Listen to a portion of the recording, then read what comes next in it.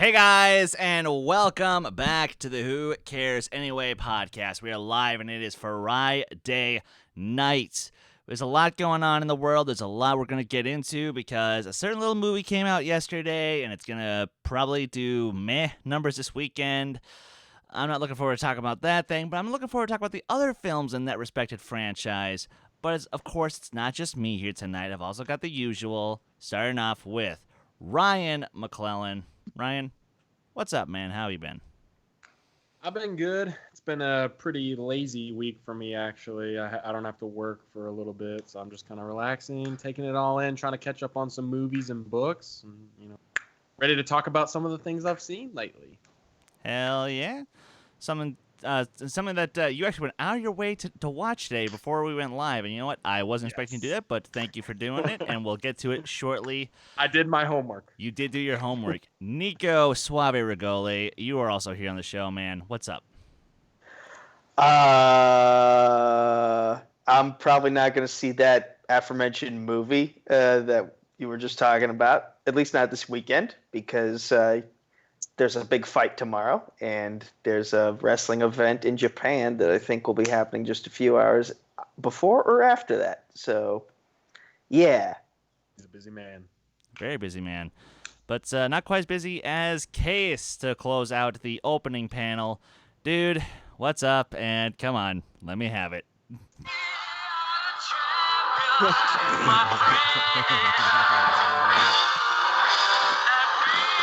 Yes! I'm happy. I've had a very good week, mostly because of last Saturday. The rest of the week was actually pretty shitty, but I am so happy. I really am.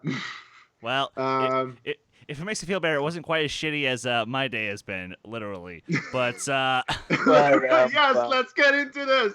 I cannot wait to hear the story.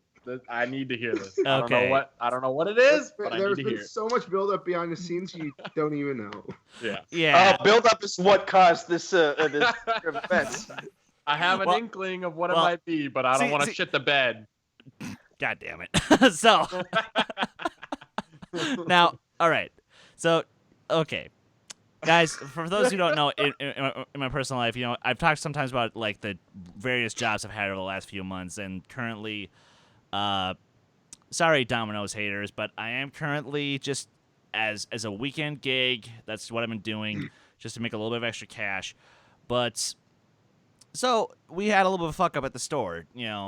Somebody made bone-in wings when it was supposed to be boneless for an order. So I'm like, you know what? Fuck it. I'm gonna take these things. I'm gonna put some sauce on them, and I'm gonna run them through the oven a second time just to get real nice and crispy and juicy. And I decided to combine two flavors because that's my thing. I like to combine flavors for sauces and wings. Fucking ratatouille up in this bitch. Exactly. One of my favorite things to do is to take buffalo sauce and barbecue sauce, and bam, you got magic. It just melts. You're like Chef Emerald. You're like bam, bam, bam. But today I decided to try the combination of mango habanero and barbecue sauce. Bad call. Because literally I had the worst case of the shits I've ever had in my life. I went like 6 times in 2 hours. Ow.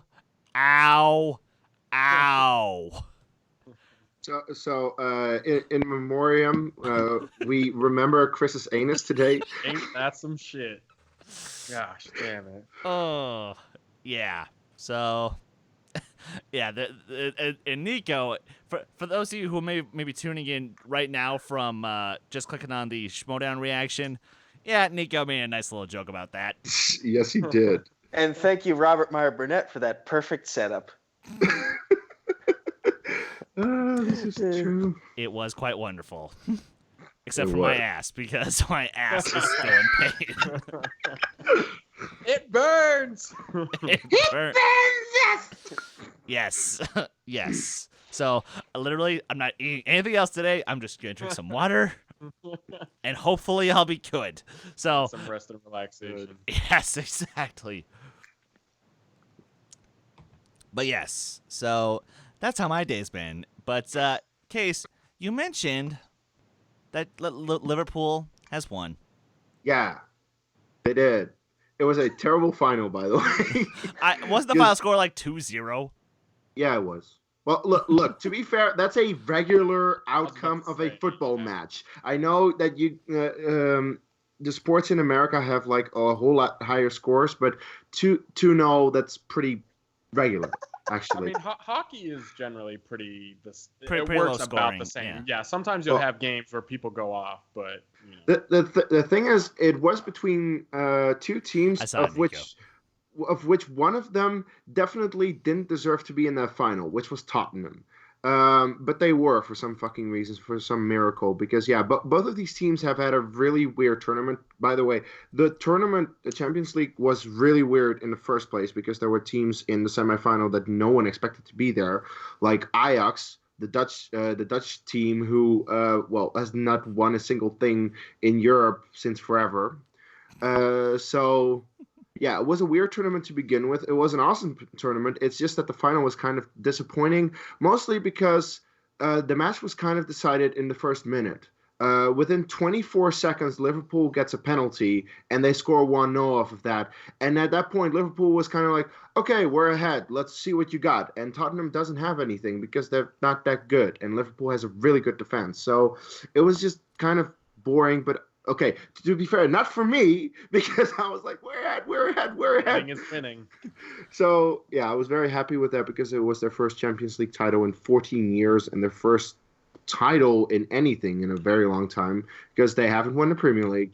They haven't won any of the national cups for a very long time. So this was big, and I'm very happy about that because they definitely deserved it after the season that they had. So, and also very nice that the best player of the match and of the season was a Dutch guy, Virgo van Dijk, who is, he is the best defender in the world right now, really. So that's cool. And I was very happy. Now, Ryan, I actually haven't caught up to see if the series is officially over yet. But tell me how your week has been in the world of sports. Yeah, it's been off and on because the Bruins in Game 3, so the series, was 1-1, and then the Bruins went 7-2 in the Game 3, won it. They were playing amazing, and then Game 4 they dropped it. We just weren't playing quite up to par, and it was like, okay, frustrating. Now the series is tied at 2-2 games. But we're coming back to Boston. We can come back. We can win it. And then in Game 5, unfortunately, the refs were just not having it. Like, they were missing. And, like, I understand, obviously, there's some bias. But even, like, there's one tripping call, like a slew foot, where the Blues player turned around and, like, he was ready to go to the box. He knew he had and they didn't call it. And they scored, a half second after the penalty. That should have paused the game, stop the time. Uh-oh. So, and that put them 2-0, and then we scored soon after. But that's frustrating because we could have, maybe gone to at least overtime. And it was just, there were a lot of blatant calls missed. But ultimately, what it comes down to is we have to win the next 2 games in a row in order to win the Stanley Cup. It's possible. It's going to be difficult, but I will be there rooting, and yeah, hopefully we can pull it out, but we'll see. Okay, fair enough. Actually, since we're on the topic, Nico, is there anything crazy in sports? Can you keep it to less Fighting! Murdering. Well, WWE did the Super Showdown event in Saudi Arabia, and the main event was Goldberg versus The Undertaker, a match that should have happened literally a decade and a half ago at the latest. Wait. What are these guys, like 60? Yeah, but isn't Undertaker, like, retired? Didn't he retire in, like, 2016? Debatable. Goldberg is old as shit. Like, But Okay. this motherfucker has a monster truck named after him. That's all. Vince has an obsession with giving the old guard enough money to stick around, and it's contributing to the decline of the product. But nevertheless, there was a spot where Undertaker did a tombstone pile driver, and Goldberg's head hit the mat, and he was kind of like out of it for a little bit, and from then on, the match went downhill. Goldberg couldn't pick up Undertaker for a jackhammer and kind of dropped Undertaker on his head in what looked like a botched brain buster, and then then the match ended with Undertaker getting a choke slam. 1, 2, 3. They both apparently got into a shouting match after the event went off the air. Well, gee, no why you kidding, shouldn't. because, Undertaker literally smacked him around. Yeah, of course there's going to be some shouting off air. Like But, when you basically they're pissed. Like that. They're pissed off at each other because they wanted to put on a good match, and they ended up yelling at each other backstage. And not a great way to end the event. Goldberg's a little upset with himself and with everything that happened. I feel for the guy because he's at that point in his life now where anytime he wrestles now, he's mostly doing it to impress his kid who never got to see him wrestle in the 90s and 2000s. So, he wanted to put on a good show, and I guess he didn't get to do that today. Yeah, but what are you going to do? Because we're totally a sports show, right? Who cares anyway? Although to be Dedicated fair, to sports. although to be fair, sports are a form of art sometimes. They are. What the shit is going on? Oh no. Oh boy. Oh yay. no. Oh no. What does the camera here look goes like the now? Now half of my head is in Nico. Yeah. Here, So, whoever's watching can at least listen to our voices while Chris Exactly. gets this figured out. But Nico, I have a question for you actually. So when you have something that, I mean, it is a performance, it's entertainment wrestling, professional wrestling, WWE. So wouldn't you, like, if you were Vince or anyone that's booking these matches and Goldberg and Undertaker, wouldn't you want to be young enough and in a good enough shape to where you're not going to accidentally hurt someone like that? I mean, that seems pretty dangerous to have older people that don't have as good control over their body and stuff doing this. It feels dangerous. You are definitely not wrong, and my counterpoint to that is the Saudi Arabian government offered Vince McMahon and the WWE a fuck ton of money to have they're that just putting match their be the bodies main on the event. line. Yeah. Chris? Everyone Yes. complains about Yeah, I'm football on it, having all Kees. these I'm on it. CTE injuries, which is that's a real thing, the CTE problem that Wow, the now NFL there's- doesn't pay enough attention, but Now there's two of me. Now there's what is everyone going just on? shush. Just shush. It's amazing. Let me do my thing. we'll get the camera sorted out, but at least Okay, people now are we're good. hearing us talk. All right. See, Chris, best engineer. I mean, come on, man. What did that take you? Like 20 seconds to fix that shit? Yeah, pretty much. All right. So yes, now that the shenanigans are out of the way, let's start diving into some actual stuff that we actually kind of care about.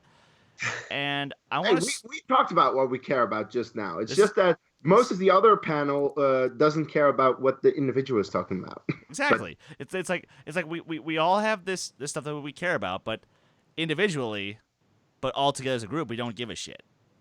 Because who cares anyway, right? Exactly. But yeah, so let's start diving into some movie news. Which, oh my god, fuck my life, that just happened. But anyway, speaking of fuck my life, I actually was planning to watch Swamp Thing. I actually was planning on, once I could afford to get DC All Access and watch this thing for real. And now it's canceled after one fucking episode. Is it canceled too soon? Very much so.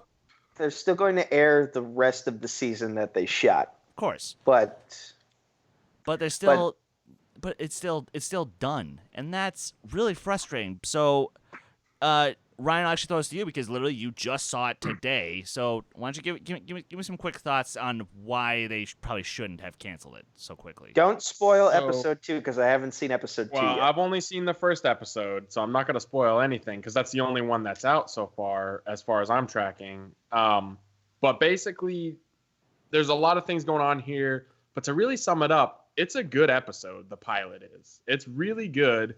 There's some amazing, amazing effects. It's a really good episode of like horror TV, comic book horror. The characters are very interesting. There's some actual really good acting. I mean, I haven't cared about a DC show since like the first 3 seasons of Arrow. I tried to get into Supergirl, tried to get into The Flash, couldn't. Haven't tried with Doom Patrol. That looks like it could be good, but I'm not. It is. I'm not quite. It's very good. But it Actually, doesn't look isn't like that it's also quite canceled? for me. No, not No, that one's coming back. Not yet. But ultimately, what it comes down to is I just don't understand why they're getting positive feedback on Swamp Thing. So I don't understand. And I know that, okay, they didn't get the tax breaks that they thought they were going to from North Carolina, which that's where I live. So I don't know, like, North Carolina looks like a lot of other places. It's not, there's a lot of other places with swamps, like Louisiana, Georgia, South Carolina, Tennessee, Kentucky. Like, maybe North Carolina was the cheapest place to do it because of these supposed tax breaks that they thought they were going to get. But one, try again for season 2. 2, like Florida, I mean, there's so many other places you could go to shoot season 2 that look just like North Carolina. Like, this is not New York City, you know what I'm saying? Like, it's not that special. It's not like you're filming Daredevil in California. I just don't understand, like, why they're not showing faith in it. I understand also that DC is very concerned about getting new people to sign on to their all access. And that's how they make their revenue. Just like Netflix, just like, Amazon Prime and all this, it's all about new people signing up. But also it should be people keeping their subscriptions. So if they get into Swamp Thing and that's the show that, like me, that's the show that they like, and then it's done after one season, do you think I'm going to keep my DC All Access if I don't like Titans or Stargirl or any of this other crap that I really don't have any interest in? No, I'm going to get rid of it, assuming that nothing else that interests me. So I just don't understand why, if there's a nice, cool, like, they're the only that I can think of superhero, horror, more down-to-earth show that's out there right now for DC. I don't understand why they're not showing faith in it. They're going to get rid of it. Like, yes, maybe it'll cost them a little bit more money, but I feel like it should be worth it. And I think you should at least let word of mouth get out. They haven't even given it time to gestate and get into the public eye, because people love horror. Like, some of the best, like, on Netflix, some of the stuff that does the best is horror shows and horror movies that wouldn't do well in other places, because it's easy to just, I want to watch something, let me put on a I'm going to horror watch movie. Stranger Things or House on Haunted Hill. Exactly. And so it's just like, why not give it a second? Just breathe, let some episodes come out, see how people feel about it. This episode is really good. There's some really good, like, John Carpenter type effects, like some real 80s feeling stuff. And the acting is way better than Arrow ever had, so I just don't understand. I'm sorry. I love Arrow, or at least the first 3 seasons, but it always felt a little like a soap opera. So you're getting some really good performances out of this. I just don't understand why they're so quick to drop it. So I've been kind of following this story for a while now, not just the Swamp Thing stuff, but also the story of the streaming service as a whole. And it had a wonky launch. It has great content, but it had a wonky launch in that I think it started out with Young Justice season 3, but it was releasing like 4 episodes a week to get all the way up to like 12, 13 episodes. I can't remember the total. And then they're going to release the second half of season 3 later in the year. But it's because of the fact that they were releasing only a certain amount at a time instead of like the whole thing at once. It made people a little hesitant to commit, because there's so many streaming services out there right now. Do you really want to commit that kind of money? That's how I saw it. Whereas Secondly, with Netflix, you get it all at once, like Daredevil and Jessica Jones. Yes. So that's one contributing factor. In regards to Swamp Thing, the lack of the tax break was part of it. The other part seems to be there was some conflict behind the scenes as to what the tone of Swamp Thing should be. Should it be horror? Should it be more comic booky? What's the happy medium? That's more rumored than anything, but what can be confirmed is they didn't get the tax break.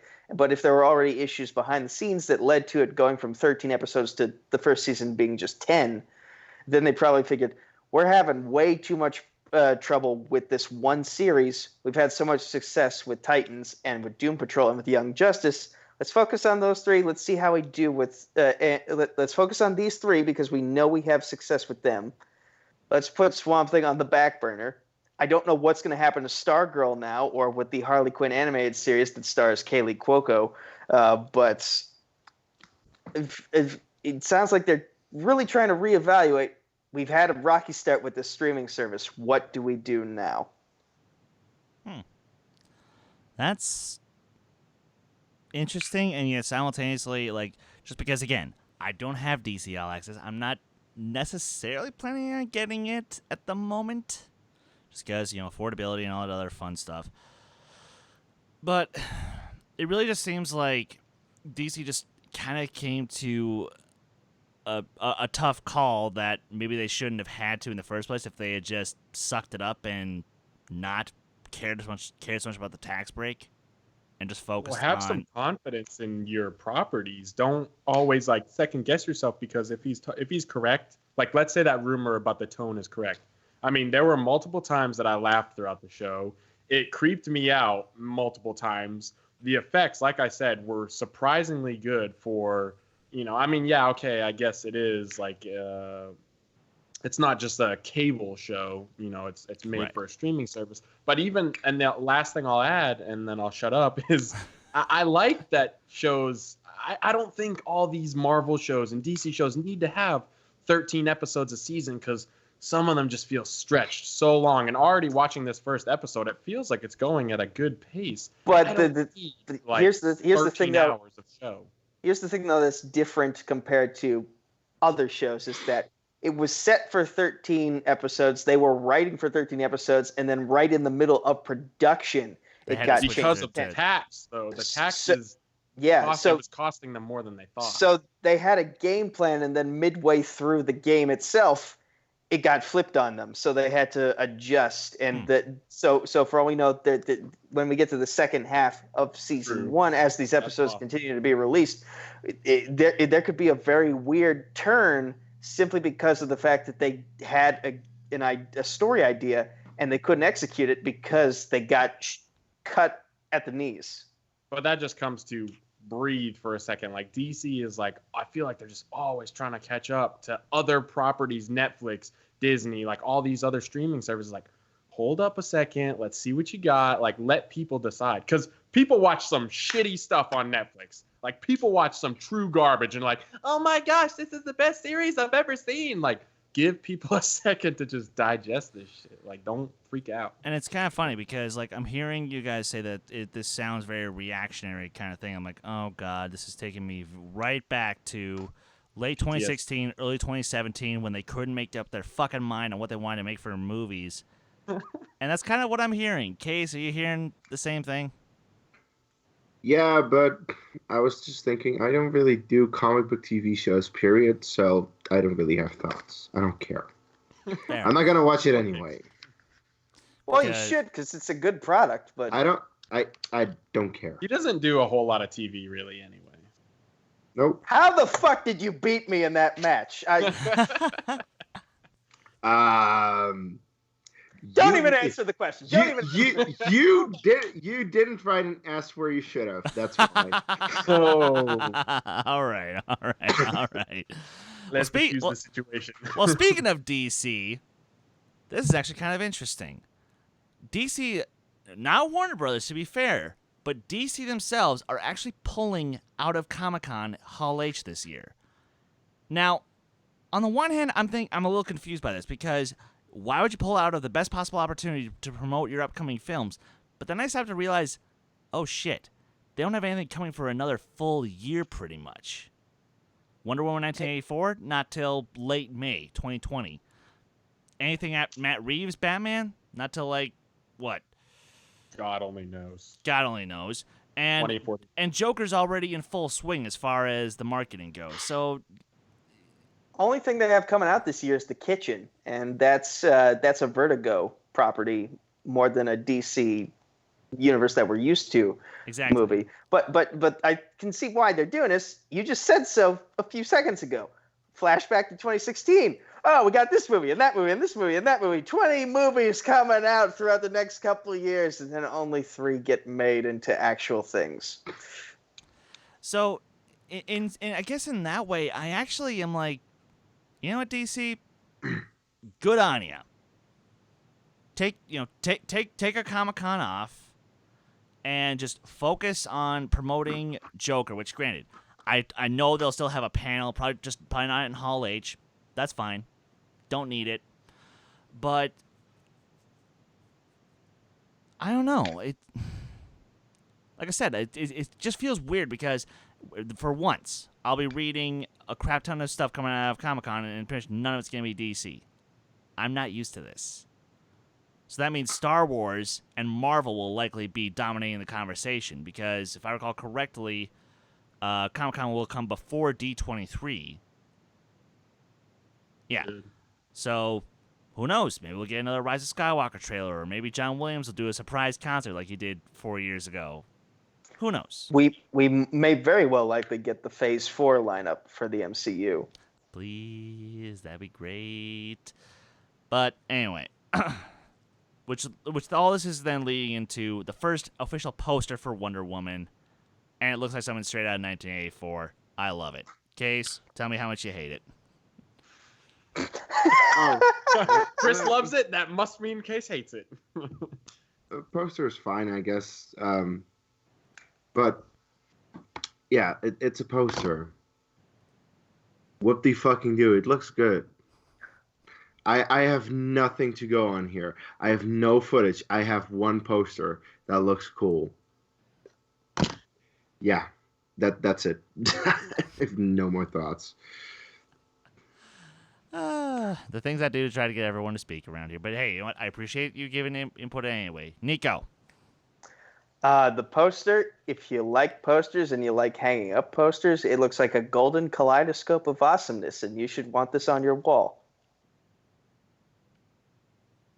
God, we're all doing quick tonight. Ryan, give me your 5 No, second I have thing. some actual, yeah. I was going to say, like, I think it's a cool teaser poster. I'm going to disagree with Nico. I don't think it's anything I would put on my wall. I think if they, I don't know. I feel like if they kind of went for it a little more, like really teased something unexpected beyond, oh, it's Wonder Woman and here's some like kind of neon kaleidoscope colors. It's like, all right, that's interesting. And like the W is made out of a crystal of colors and it catches your eye. So in the sense of like, you want people to be like, oh shit, that's right. Wonder Woman 2 is coming out, blah, blah, blah, this date.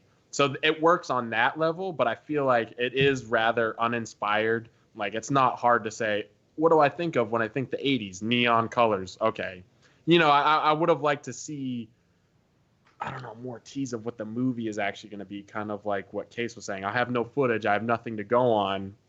So it's just like, all right, pretty colors. That's cool. You know, shiny. Ooh. So in that sense, it works. But I will also say that Like the armor... it's like dangling a keychain in front of a kid. Exactly. It's like, ooh, shiny, shiny. And it is good, but it's not good enough to like, it's not like the fucking Goodfellas poster where like, oh my gosh, I need that on my wall. Or like. Fair enough. And actually, I'll bounce off that for just 2 seconds and say that maybe what they could have done to maybe just entice us a little bit more is maybe have like a shot of Kristen Wiig's Cheetah just like sort of faded into the background, or maybe like sneak in Chris Pine, because we don't know if he's officially Steve Trevor, and please hope to God he's not. Yeah. But, you know, some form of Chris Pine or Kristen Wiig in there on the trailer, like on the teaser. I think that would have worked a little bit better for that. But sorry to cut you off there, Nico. I was just going to say, the armor that she's wearing, it's a little more full body. It is different. Yes. And I like that because I feel like it enhances the warrior about her. And also, you know, if you're going up against Cheetah, who I don't know how magic is going to work in regards to that character for this movie, but when you got a character with claws, you got to be protected. And so, like, I can't help but think this is to prevent from getting scratched in all different directions. Fair enough. And if I can say something also about the Hall H, I think that I'll agree with you, Chris. DC is making the right move. Don't push anything.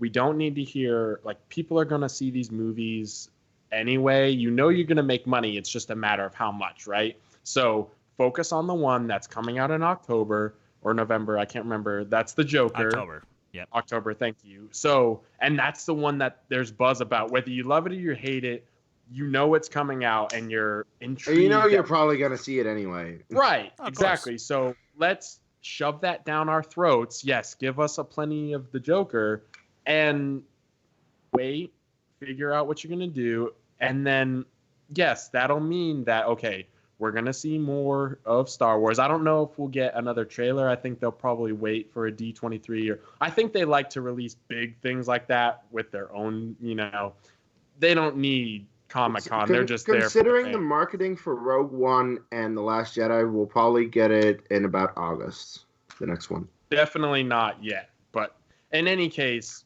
and then as far as Marvel goes, I don't know if we'll get an entire slate, but I feel like we're going to get a tease for at least the next direction. Two or three the movies. next turn. Yeah, something. There's going to be some, but that's good for DC because they can just focus on what they have, get Joker out there, get some money, get back into the public view, and then hit them hard with your 2020 and whenever the fuck Batman's coming out, hit them hard with those releases when you're ready. Because by next year, they should have some footage for Batman.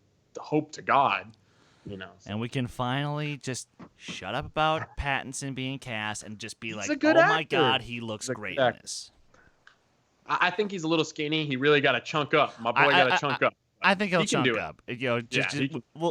Everyone just give him a nice plate of ribs every day and be like, hey, bro, take this, go to the gym, get some gains, boom. If Christian Bale can chunk up, Pattinson can chunk up. Hugh Jackman ate wait. Christian Bale does everything with his body to just be in a role. Yeah, but naturally, he is a skinny motherfucker. He is skinny as shit. Hugh Jackman ate like a boiled chicken every 3 to 6 hours just to maintain the shape he was in for Wolverine. Which is why he's so happy to be done with the franchise. But yeah, so yeah, there's a lot going on. And I see we got some new faces in the chat. Malcolm Lay, Robert Adams. Great to see you guys as always. And moving on to the next little story here. Ford versus Ferrari. A movie that I had no idea about until I, honest to God, heard a little synopsis. And speaking of Christian Bale, I saw this little synopsis and I saw this trailer, and I'm like, oh, okay, this looks cool. Nico, you saw this one in between shooting reaction in this, right? Yes, I did. Oh, that's right, because you actually had to step away because Case and I were talking too much. Yes. Yes. And I'm not totally familiar with the backstory, but this trailer does help fill in some of those gaps. But yeah, every car company wants to know, like, am I faster than you? Can I make a machine that's faster than you? And like Ford, American muscle, taking on Ferrari, basically the foreign god of automotives. And I own a Ford. I drive a Ford. So I guess I have a personal stake in this if we're talking sports. Oh my God. But I also It's based on real events. It already happened. You can look up the results of the race. But I'm also Italian, and one of my favorite things I ever built from Lego was a Ferrari set that they had a couple years ago. Even gave it monster truck tires at one point. Was it the red one? It was a red one that it had red parts and yellow parts. Yeah, I had that one. Yeah, that one was awesome. And you could switch the color of it, right? Yes. And yeah, dude. That Lego set was shit. I never built the red version, though. I only did the yellow version. Come on. Piece of shit. I did You both. suck. Come on. All right, anyway, Jeez. poor Nico. I'm sorry. I'm getting beaten up over the fact that I built a car At least different you didn't color than shit you your wanted. pants, so.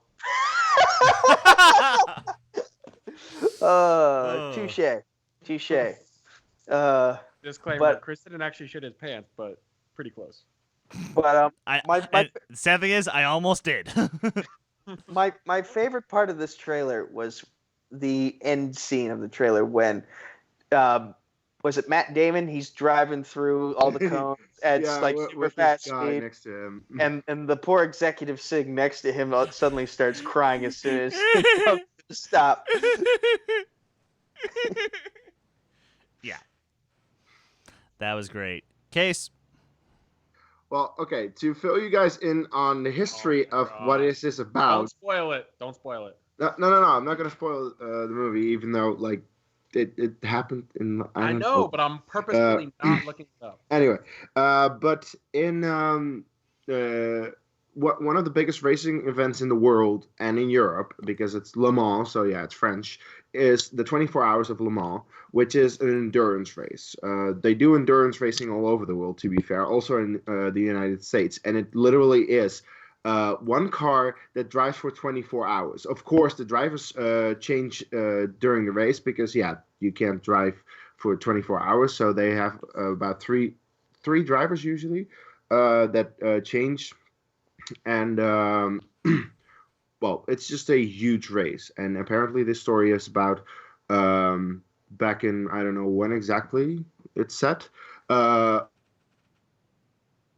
Ferrari as a brand, because yeah, it is one of the biggest racing brands in history. It is in Formula One, it is in any type of racing where they're just that, yeah, they are just that good. They always make great cars. So this is apparently where Ford took the challenge to them, and what I'm seeing so far is that it looks like a great movie that I would love, because yes, I'm a racing fan, and I also absolutely adore Rush, which is also a great movie. So I'm very much looking forward to this. This looks great. Hopefully this will get some nominations, unlike Rush, where I'm still just mad that Daniel Bruhl didn't get the goddamn nomination for actor, because he so fucking deserved that. But whatever. I'm looking forward to this. It looks great. Fair enough. Ryan? Well, let me tell you something. I'm from America. So Yes, you are. here, we're real proud of the things we make, whether it be good or bad. So I'm real excited for this movie. It's going to be a hell of a fucking movie. We're going to see Ford get out there and make some fucking vehicles that drive real fast. They go vroom, vroom, they drive all over. And they say, fuck you, France, even though I'm 82% French. Confirmed by Ancestry.com. Maybe 23andMe. I can't fucking remember. Doesn't matter. They did the science required to figure out.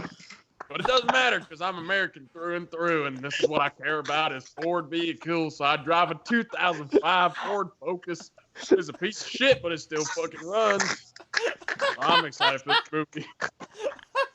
Matt Damon, he's from Boston too, and I'm from the New England area. He's a real Tom Brady fan, so I can get behind a film like this. So I'm excited. As the Great Rock Wars. Oh my God. Mountains of Colorado. You went there. Well done, sir. That was beautiful. God. Yes, I'm excited for this. Oh my God. Oh my God. Yeah, no, how the fuck do you expect me to top that? I'm not going to top that. I'm not going to bother. Look, the trailer looks great. Guys, go see it when it comes out. I got to move the fuck on. Woo-hoo! Oh God. I'll say, K-Wolf, I'm right there with you. I'm glad I wasn't drinking anything. I would have spat that shit out. So,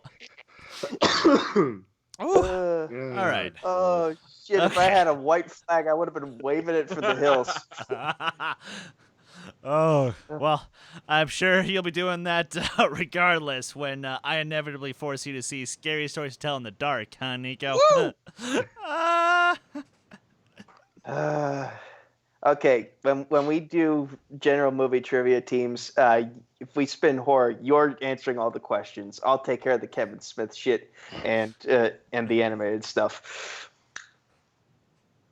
All right. But, you know, and with all the respect to Case, I know this isn't really his thing, so I'm just going to move on to Ryan. Exactly. Exactly. Oh my Now, I gotta say though, that is great penmanship, sir. Well done. Thank That was you. beautiful. Yeah, for a whiteboard, I'm left-handed, so we can't do that. It just like wiped right off. It's hard. Yeah, exactly. Anyway, But yeah, trailer for Scary Stories to Tell in the Dark. I'm interested, and I'm still interested even after seeing the trailer, because I do not think that this was a good trailer. I don't think that it does a good job of portraying the type of movie we're going to get. I can't promise you that it's going to be good or scary. Because it doesn't build up the fact that this is going to be an anthology film. Right. It just like tries to like cram too much. It should have like focused on. Honestly, I can't even tell you because I'm not. It's not my job, just pitching one of the stories and doing a damn good job of it, or giving us just little morsels of each story that it's going to tell. They showed too much. They showed way too much. And oh my and god. it wasn't scary. No. So and that's because because those you're books just are getting fucking it like terrifying. Right.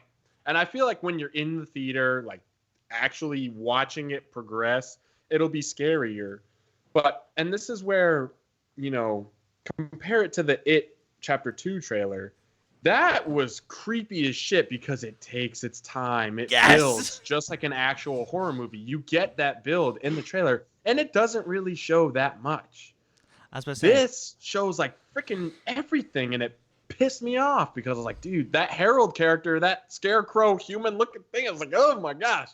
But then I see it, and I was like, well, I don't know if it's going to... I think the movie's going to be good, but I just don't think it'll be that scary. 1, based off the trailer. 2, based off they showed a lot. So I was fine watching this trailer up until I saw the boil with the spider leg coming out. And that was when I realized, yeah, I'm not going to see this movie. And if I do, I'm going to cover... PG-13. Well, at the very least, I'm going to cover my eyes when that scene occurs. Not because I don't have an issue with pimple popping. It's the bugs. I don't like the idea of bugs crawling out of a person's body. That is just no. So I'm going to be like, nope, eat my popcorn like this. Just shake my shoulder when that scene is over. What this kind of makes me think of is like a teenage, Goosebumps, but maybe a little stronger.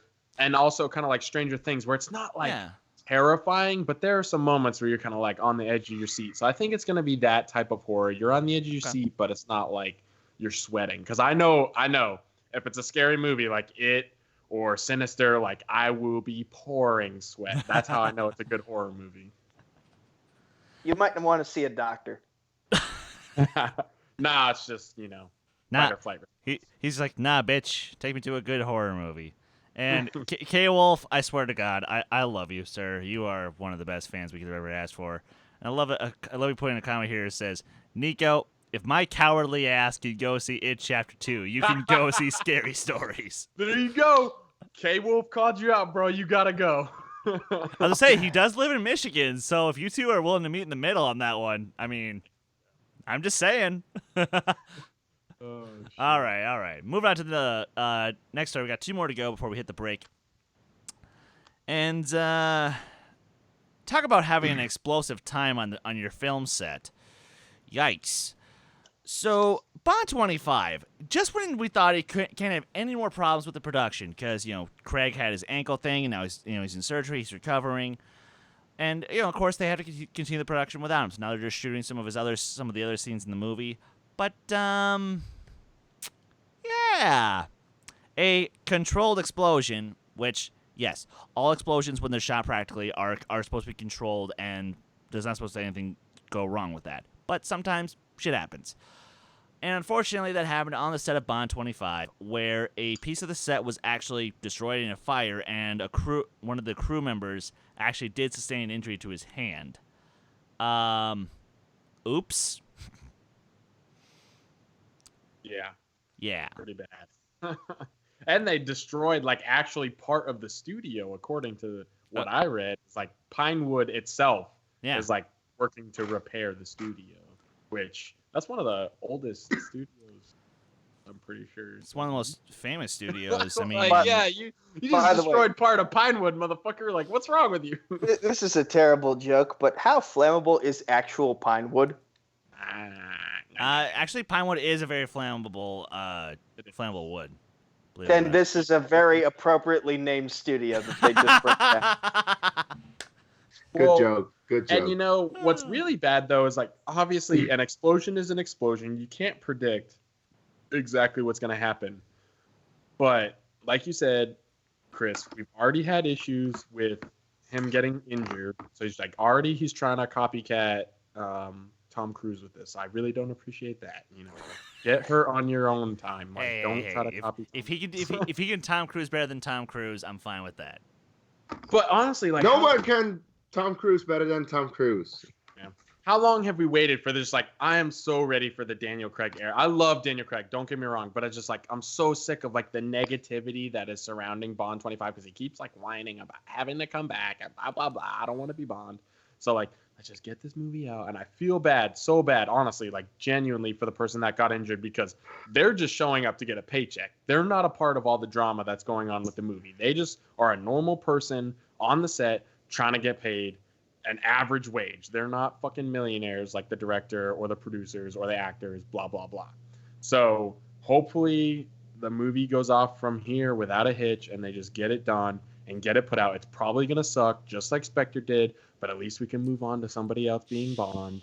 And thank God, like, we just need to get rid of Daniel Craig. I feel like ever since Casino Royale, he's been bad luck. That's all I'm saying. Damn. Ow! I mean, really, like, what other ones were that good? Like, Skyfall was okay, but besides that, I mean, really. I mean, I can't answer. I can't. Skyfall is okay. Thank you, Ryan. No, I mean, it's a good movie. It is a good movie, but is it Casino Royale? No. Hell, It's better. No.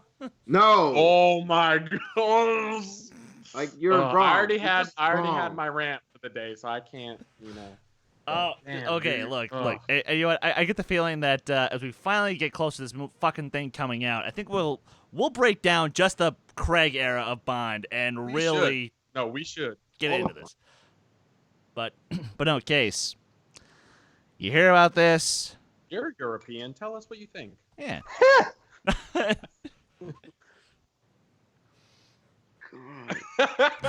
Oh, jeez. Ryan, just do the rest of the show in that accent you did earlier. Oops. I don't know. I don't know. What the fuck do I have to say about this? I don't have anything. I didn't have anything. Okay. I mean, No, you didn't. does it hurt your anticipation for the movie at all? Like, No, stuff like this happens.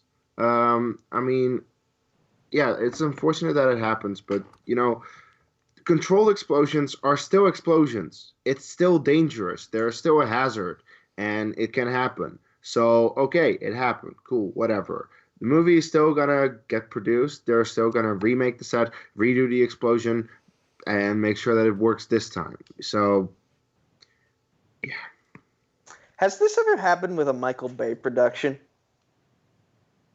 Not that's come out, but to Not be that I'm fair, aware he of. was making movies before the internet was really the internet. So I mean, for all we know, maybe there was something on The Rock or on, Face Off from John Woo or, just something. Or Bad Boys, maybe. But nothing I've really heard of, surprisingly. Actually, that's the thing, though, is like every little thing gets reported nowadays. Like every tiny little thing. So yeah. And actually, and in that way, I am glad because now, does this hurt my anticipation? No. No. I'm still excited for this movie. I'm still excited for Craig to get that final film that's a true send-off for him that he deserves. Because at least unlike Dalton, he's getting a fucking final film that's worthy of being his swan song.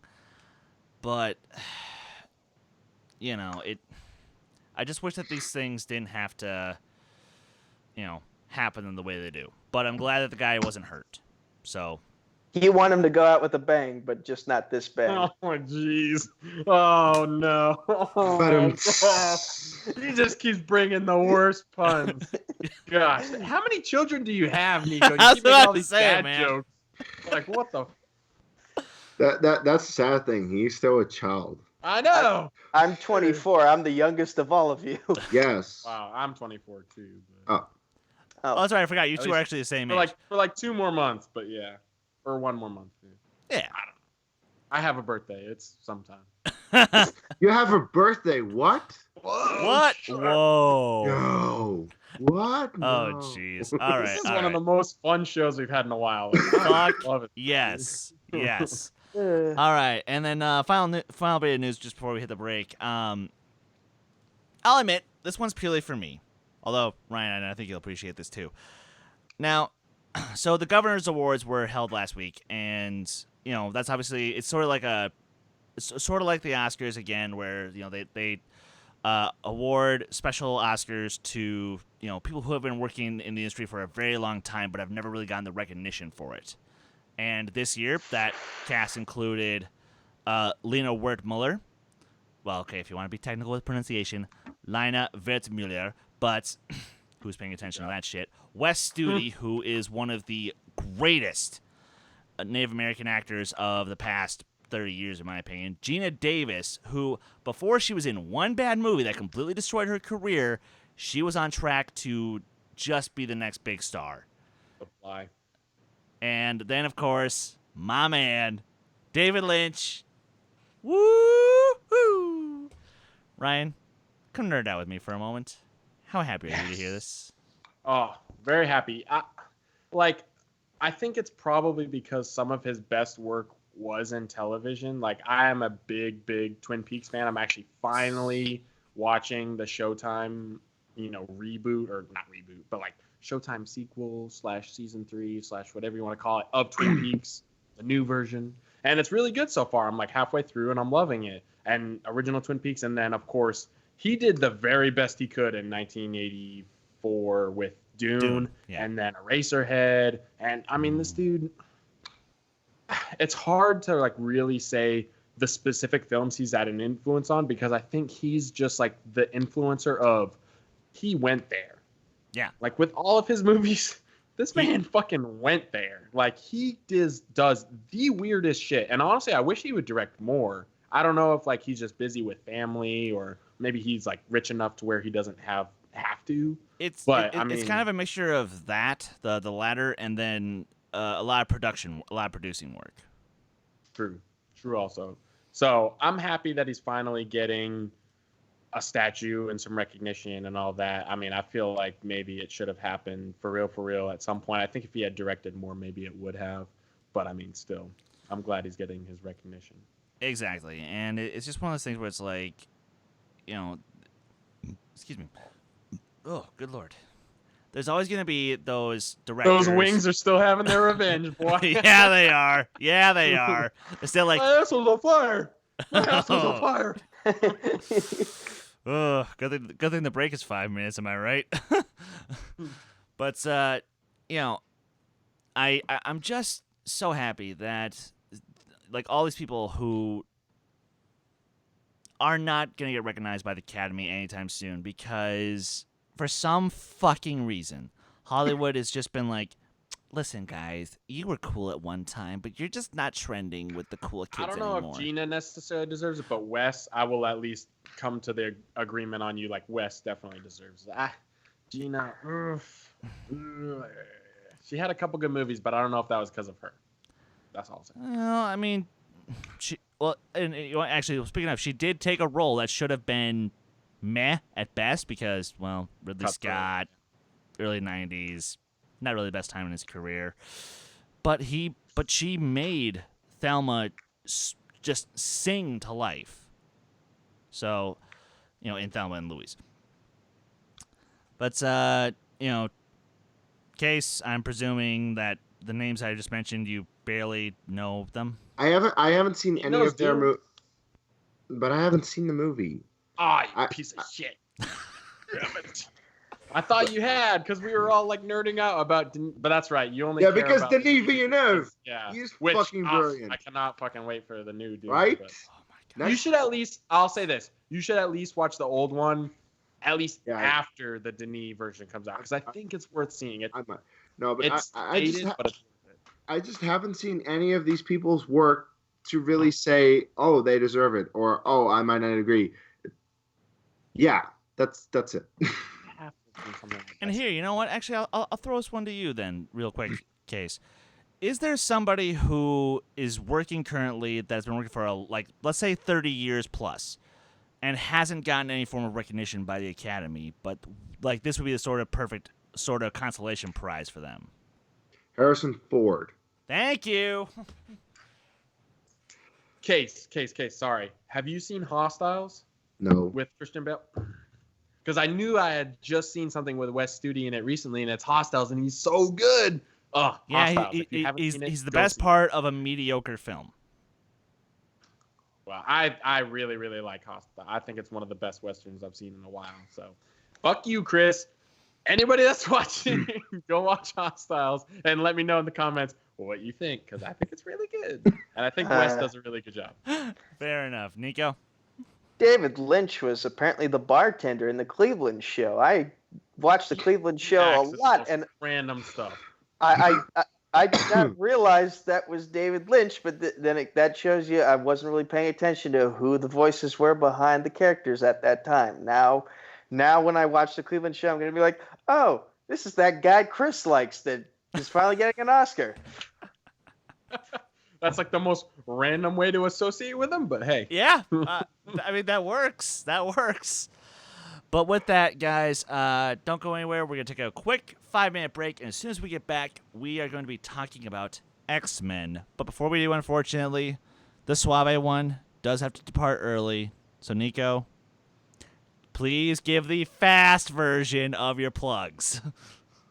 Facebook, Twitter, YouTube, at Nico Suave Regoli. Discord, it's Nico Suave with 4 random meaningless numbers at the end. Multiplex Entertainment, check out me and Zaddy Smith every Tuesday, 9 p.m. Eastern for Crisis on Earthplex. Combat Wrestling Trivia / Combat Wrestling Network. Rolling Crits, Multimedia Trivia Pop Quiz Championship. There. You happy? I am very happy. Thank you, sir. Yes, well done. Don't go anywhere. We'll be right back, guys.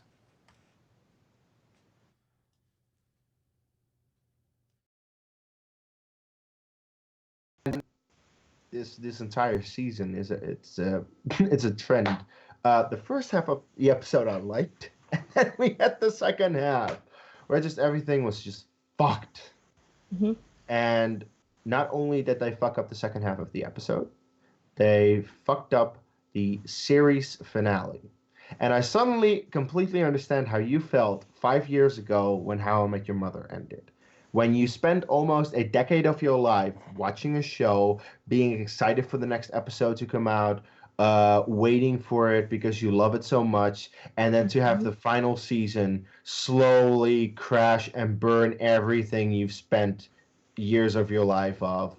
And I'll agree completely that Hickory Creek, it's not my favorite song, actually. I don't really have a favorite song because there's some that are kind of tied up, but Hickory Creek is a standout track for what it accomplishes. And when I saw the controversy before I had even listened to the album, that was kind of what drew me to listening to it, because I saw all these people complaining and I was like, well, that doesn't seem right, because I like when a band changes things up as long as it's not, too much. Like, there is a certain way you can do it. As I say, and there is such a thing as going too crazy. Like if, well, hell, it's like that time Led Zeppelin tried to do a country song and it just really, really, really did not work. Yeah, I would say House of the Holy has some issues there, but I will preface a lot of what I want to say about the story and everything with, I'm not really into hyper-violence. That's part of the reason why I don't like horror movies, especially like the really violent ones, obviously. Mm-hmm. And this movie, they've stepped it up a little bit. This movie's a lot more brutal than the first two. And the first two, it's just a bunch of gunshots and whatnot. This one, there's some scenes in there that are a little bit not for the squeamish. I know. I would say. I loved it. This freak over here loved it. But for me, it was pushing my boundaries, and it's making me really, really want this story to end now. Yeah, but that leads us into what, in my opinion, one of the best things about this movie, and it's going to sound weird. This is a everything to the wall action movie. Just blood, sweat, tears, everything. It leaves everything on the table for you. And the best thing about this movie is the choreography. Yes. That the fight scenes are so well choreographed. They're smooth, they're buttery, it's just nice shots. I absolutely loved it. Like, you see everything. Not like a Transformers movie where you can't see whose arm or leg or machine or whatever. They don't do the cuts in this movie. You don't get things hidden. You see it all happening. Let's get to the big one. The one that everyone's worried about. Will Smith is excellent.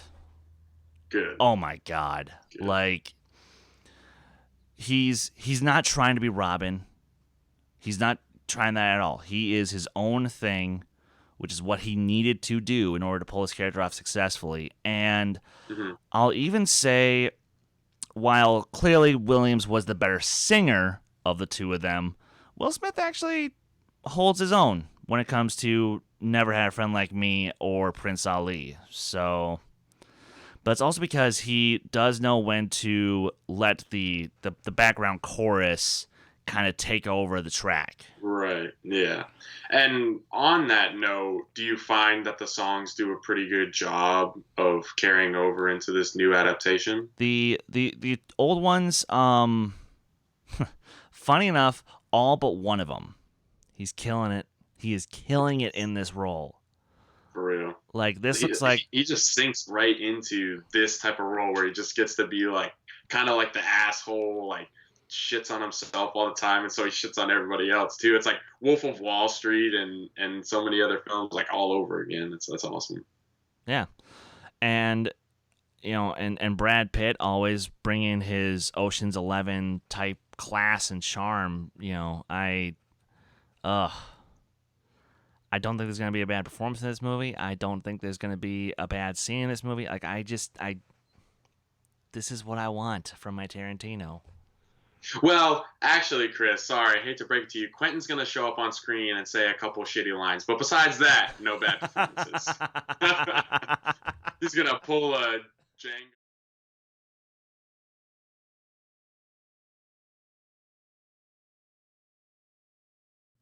And welcome back to the second half of the Who Cares Anyway podcast. So, as I mentioned up top, we are going to be talking X-Men. You know, I wish I had my my synth actually hooked up to the streamer, so I could just place a few little notes. For all you cool kids from the 90s who actually watched the cartoon. Home to the best adaptation of the Dark Phoenix saga, but we'll get to that, you know, in a little bit.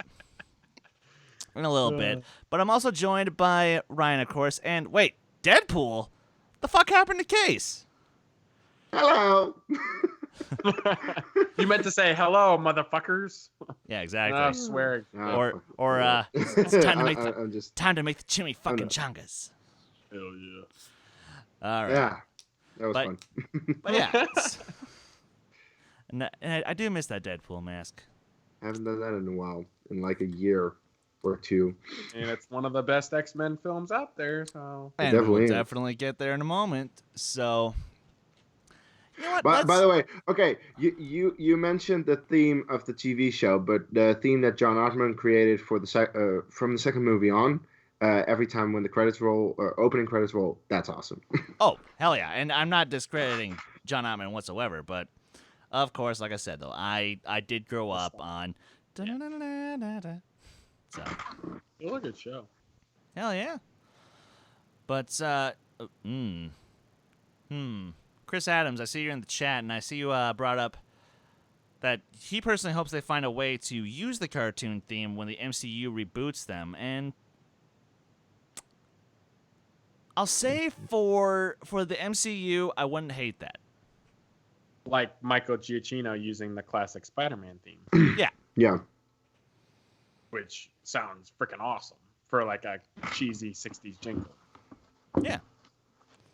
Or like how, okay. I would say, or how Danny Elfman brought back his own Batman theme, but I'm like, oh, wait, no. Did he? No. That was... Hashtag missed opportunity. Yeah. So, you know what? Never mind, actually. MCU, just sprinkle it in. Don't make it a thing, but just sprinkle it in. And sprinkle in a little bit of the John Ottman, too, just to pay tribute. Just a little bit. But let's start this off by simply asking one question. What was it that we like? Or what is it that we like about the X-Men films?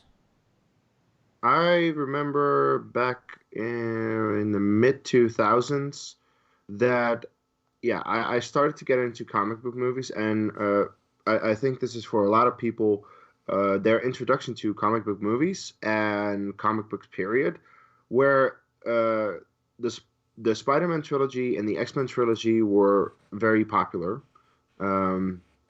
because they were just very well-made movies, and they were really the first Marvel comics to be adapted well into a realistic movie. Of course, we had Batman and Superman things, which are, I mean, those are still kind of campy, but this was the first real realistic look at how to do a comic book movie, and it also had to do with the fact that the cast is just great. um, I remember watching the first two, and the Last Stand wasn't out at that point. I just really liked the first two. I was like, it's a good story. I'm interested. These characters are interesting. They're good, and they were entertaining movies. Like of course, I didn't know anything about the TV show or the comics. I just knew that I liked the movies. Fair enough, Ryan. So for X-Men, I knew them from, the TV show, because I used to watch Batman, Spider-Man, and every once in a while X-Men would come on around the same time. So I'd watch. So I was never like the biggest X-Men, because I would also read the comics whenever, one, my dad would buy them, and two, whenever they kind of like had intersecting storylines with other heroes that I preferred. I mean, Wolverine is obviously, there's an amazing series that I have, and it's Wolverine and Nightcrawler teaming up, nice. and it's so good. Oh my god, it's only like 8 comics. I'm sorry, I can't remember who writes them, but they're just so good. It's freaking awesome, the two of them working together in like a very dark, realistic, 90s comic way. So the 90s were really like the golden age of X-Men, and unfortunately, we've had our bright spots, but I think a lot of it is just like people fail to understand what makes the X-Men good. Yes, I didn't see the X-Men. I didn't start watching X-Men films until First Class came out, because I just never really had the interest. I watched the Spider-Man films, the Raimi films. I watched, Iron Man and Hulk and all of that, because I always really loved the Avengers. But X-Men, it took something a little extra. And when First Class came out, I could tell that it. Exactly. I could tell that First Class was something different, and I did go back, and I like X-Men, and I really like X2, but to me, the bright spots are First Class / Days of Future Past, because, I mean, those are basically the same, and then you have Deadpool, and then you have Logan, and really, the reason that those 3 bright spots work so well is because they get the X-Men. They understand the plight and the struggles and what it really means. I mean, they do their best in the early trilogy, but it always ends up feeling a little campy to me. It was a little overdrawn, like overdone, like a little too soap opera. And I think that Logan is so honest with it. And Deadpool too, I think that it's hard because it's almost more Ryan Reynolds than it is Deadpool. But at least there's the honesty to it. Right, exactly. So, but there's an honesty to it. This is what it is. It's not, we're not out here to like make it into this grand thing. Like, it's a small, contained, and even Days of Future Past, which is arguably the biggest of the films that I've mentioned. It's a contained story. It deals directly with, socioeconomic influences on the characters themselves, but it doesn't get too high and mighty with it. It also is just an honest, fun superhero film. So that's what I love, is with the X-Men, when they understand the characters, they don't try to go over the top with it like Apocalypse did, and I would presume Dark Phoenix, based off of the trailers, and you'll be able to speak to that. I'm not putting my money towards that. I was thinking about seeing it before this show, but once I heard what you had to say, I was like, there's no way I'm putting my money towards that, because it doesn't feel like they understand the characters, and they're just like, they throw money at the problem as if it's going to make it better. Well, if we put enough CGI in there, maybe people will care, but it's like, you really have to understand the characters. And I think that's where MCU and even, the Nolan films, Man of Steel, a lot of it, they understand the characters, and that's what makes them interesting to watch. But with this, it's just like, what are you doing? Like, you have no idea. You're just making movies to make movies.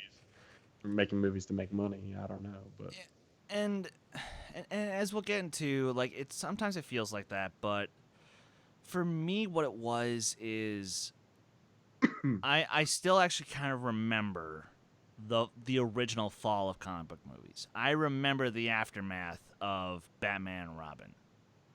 And I remember how people were just so fucking frustrated about how this mentally incompetent movie completely killed an entire genre. And sure, Blade, reminded us, oh, wait, these can be cool, but it wasn't until X-Men that we saw for the first time in 3 years that, like, oh, so comic movies doesn't have to be a trend that was just going to die out anyway. This thing could stick around for a little bit longer. And I remember seeing it in the theater with my dad, and we saw it many times on home video afterwards, and I adore that first movie. Yeah, it's a problem. Is it, kind of clumsy these days? Of course. And that's just because this movie made it possible for future movies to make that first X-Men movie look mediocre by comparison. And You still got to respect what it did. exactly. And X2, I love that movie. Again, is it my favorite X-Men movie? No, it's not. But is it still great? Yes. In my opinion, it is. Even despite all of its goofiness and campiness. Like, have you ever tried not being a mutant? Well, of course I say lines like that, but what everyone seems to forget is that these stories were created to basically, okay, not to get super political here, just forgive me, but this is basically just to convince white America to give gays a chance. To let gays be actual people, accepted in society. It was Because built off of civil rights, but yeah. It became a thing for gays, for the homosexual community. Yes, initially it was for more racial, but the gay communities who more identifies with the X-Men versus people of color, in at least over the last 40 years. But coming off of, and I very vividly remember, because, when I was a kid, I liked every movie I saw. There were very few movies I didn't like, but I vividly remember one of the first movies I remember seeing in theaters and not really liking was X-Men: The Last Stand.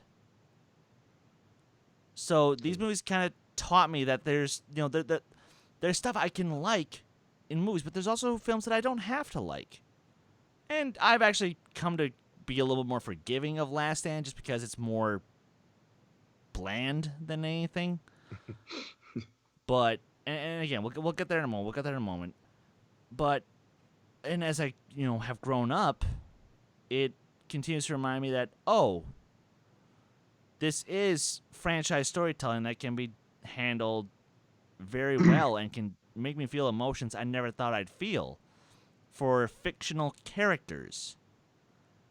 To this day, I've still never cried harder during a movie than Logan. And I know that, what does that say about my life? That I'm depressing and lonely and single and yada, yada, yada, yada, yada. But it was the fact that a movie about a guy with fucking nails coming out of his hand, claws, whatever. Adamantium, if we don't get specific. Sharp thingies. Sharpie thingies, yeah. But the fact that a movie has a character that can do that, and yet I care so much for him as though it were a real person, that speaks volumes. But like I said, we're going to get into it, starting with sort of, what laid the groundwork, the original trilogy. And I think it's safe to say that we're all on the same page of, first one did, at the very least, a decent job of setting the foundation. Second one is the best, and the third one... it's the worst. Yeah. But we all have sort of varying degrees of our disappointment. Is that fair? I'm not sure. Well, Yes. We'll find out. let's find out. So, X-Men 1. It's really good. It's pretty good. Like, sure, is some of the acting from, like, Sabretooth and Ray Park completely cheesy, and Halle Berry, for that matter. Halle Berry with the I accent. mean, but what happens again when a toad is struck by lightning? Same thing that happens to everything else. What accent is he even trying? He's trying like a Jamaican. it's just not working. No, it doesn't work. It's a non-accent. It's like a mix of a couple accents. Look, but despite their acting, one thing, there are a couple of actors who were fucking brilliantly cast in this movie. Ian McKellen as Magneto is so good. Patrick Stewart as God damn it, Charles Xavier is so good. And of course, the biggest one out of them all. I mean, he has 3 standalone movies, and one of them made you cry so hard. Hugh Jackman casts as Wolverine. Initially, everyone hated it. He's too tall to be Wolverine. He's too much of a pretty boy. And then after 2 movies, everyone is like, we want a Wolverine standalone movie. I wish you didn't, but we still got it. Yeah, and to triple down on that, as much crap as I think Famke Janssen got for Last Stand performance, she's good in the first 2. I like her in the first 2. And again, James Marsden. James Marsden. You're right. Yes, unfortunately, Cyclops was written as a bit of a whiner. Yeah, but that's how he was written. Yeah. James Marsden still does a good job in the actual performance of the character. Yeah. Oh. Disagreement? What? No, sorry. I mean, sorry, Kees, I thought you said nope, but... Oh, no, I agree. Okay. I think the thing for me with the first one is ultimately it's just a little boring. Like, the effects weren't quite there. I mean, they had the whole Statue of Liberty scene, but they didn't quite reach the, okay, we can do anything we want point, which can sometimes be good, can sometimes be bad. But in this one, I think they just didn't know, okay, we have the characters. And like I was saying earlier, that's what matters. You got to be able to understand the characters. So they do a pretty good job with that. But I just think the effects weren't quite there to where they could get the story that they wanted to ultimately. But yes, great performances. I like what James Marsden does. Cyclops has always been a little bit annoying to me. I mean, he's the Boy Scout.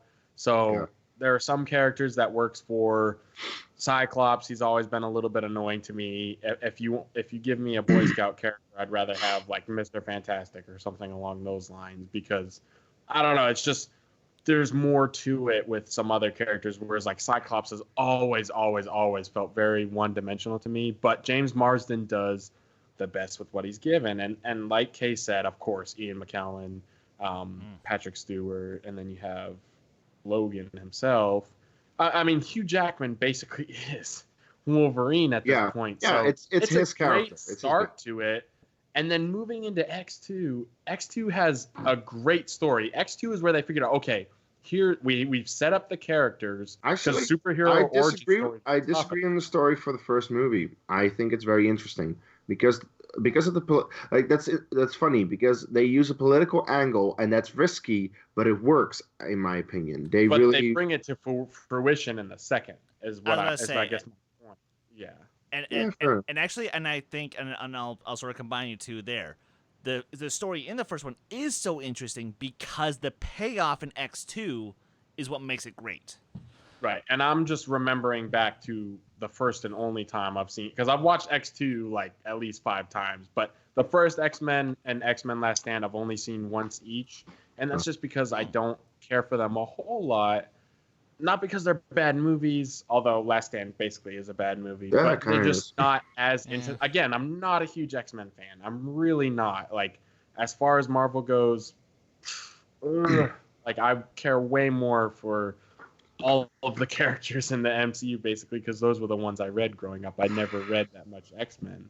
So, but with X2, like we said, it brings that storyline to fruition, and then Last Stand goes off a fucking bridge with a Dark Phoenix and just F's that crap up.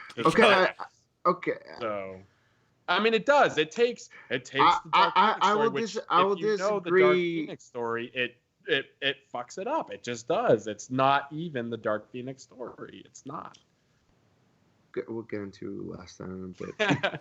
I mean, all I'm saying is we'll X2 get there. at least is the fulfillment of the first. That's all I'm Yes. saying. Yeah, it Yes. is. It truly is. And we can 100% agree on that. And part of the reason that X2 especially works as well as it does is because you have not just Magneto as, the great big bad villain you've got, but you've also got Brian Cox as Stryker. That's William Stryker. Yes. Oh my God.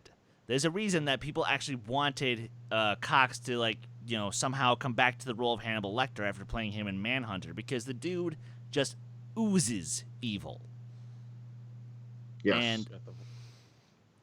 And, That's the thing. Like in the first movie, Magneto is set up to be the big bad, and in the second one, they actually have to join forces to go against William Stryker. That's how bad this guy is. And what does William Stryker have? Nothing. He has no powers, but he's just so evil in that movie. And that's the kind of and that's the kind of villain that you need to have in a middle chapter where the characters really test their mettle, and they come to that great question of, can we actually coexist with humans? And can they actually accept us? Can we stop the worst of humanity without killing them? And can we embrace the best of humanity? And there's a reason that I'm actually kind of glad that Magneto is that reminder of, no, they can't. At least not yet. Guys, how have we not talked about the opening scene yet? Nightcrawler in the White House. Oh, that's awesome. Yes. It is so awesome. And that's the thing with X2 as well, is it understands action scenes as a whole. And I know we're going to get there, whatever, but you have to compare it to the other movies in the trilogy. And for Last Stand, I just feel like they don't understand an action scene. For them, it's just throw characters at each other. It's not put characters in an issue and have them have to fight their way out of it. It's just, we're going to have all these awesome battles where that's what makes, and to totally look at something else, the airport scene in Civil War so good is they're not just throwing characters at each other. There's a problem to solve. They need to get to somewhere. They have all this backstory about why they're fighting in the first place. It's not just the Phoenix Force, blah, blah, blah. We hate each other because we disagree. That's it.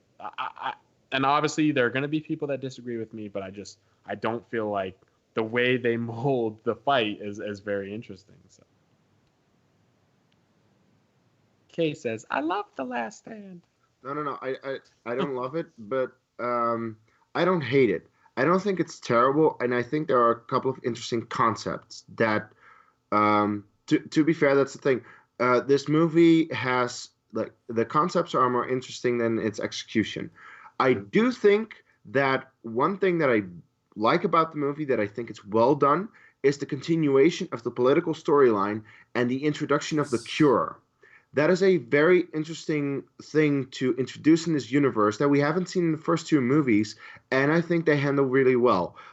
How does everyone cope with it? Especially because Rogue, a character that I don't really care about that much, mostly because of Anna Paquin's performance. I'm sorry, I'm not really.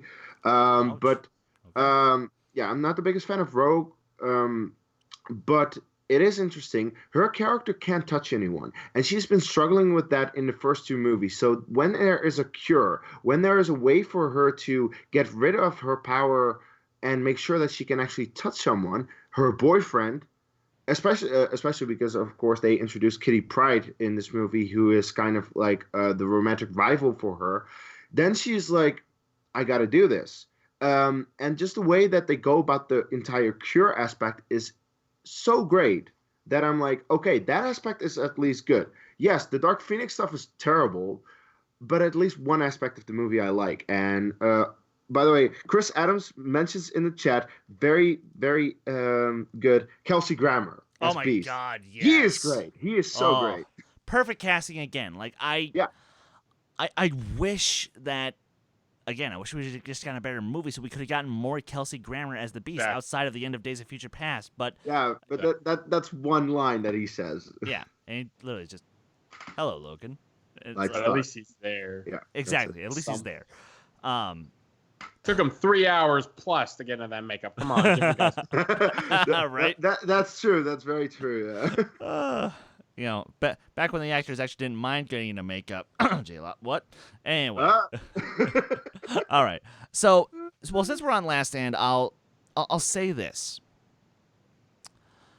That movie does piss me off on 2 accounts. One, they fucked up Dark Phoenix so badly. That's like the main. Not as badly as another movie we'll talk about in a bit. But they also completely pushed Rebecca Romijn, who had been killing it as Mystique all throughout this trilogy. And they just gave her just the worst possible ending to her arc. Yeah. Where she literally took the cure for Magneto, and then he tosses her aside like she's nothing. And then Okay. That's actually they kind of ruined 2 characters right there. They ruin Magneto because everything Magneto does in this movie, like the palms go first. It's like, what? Are you fucking kidding me?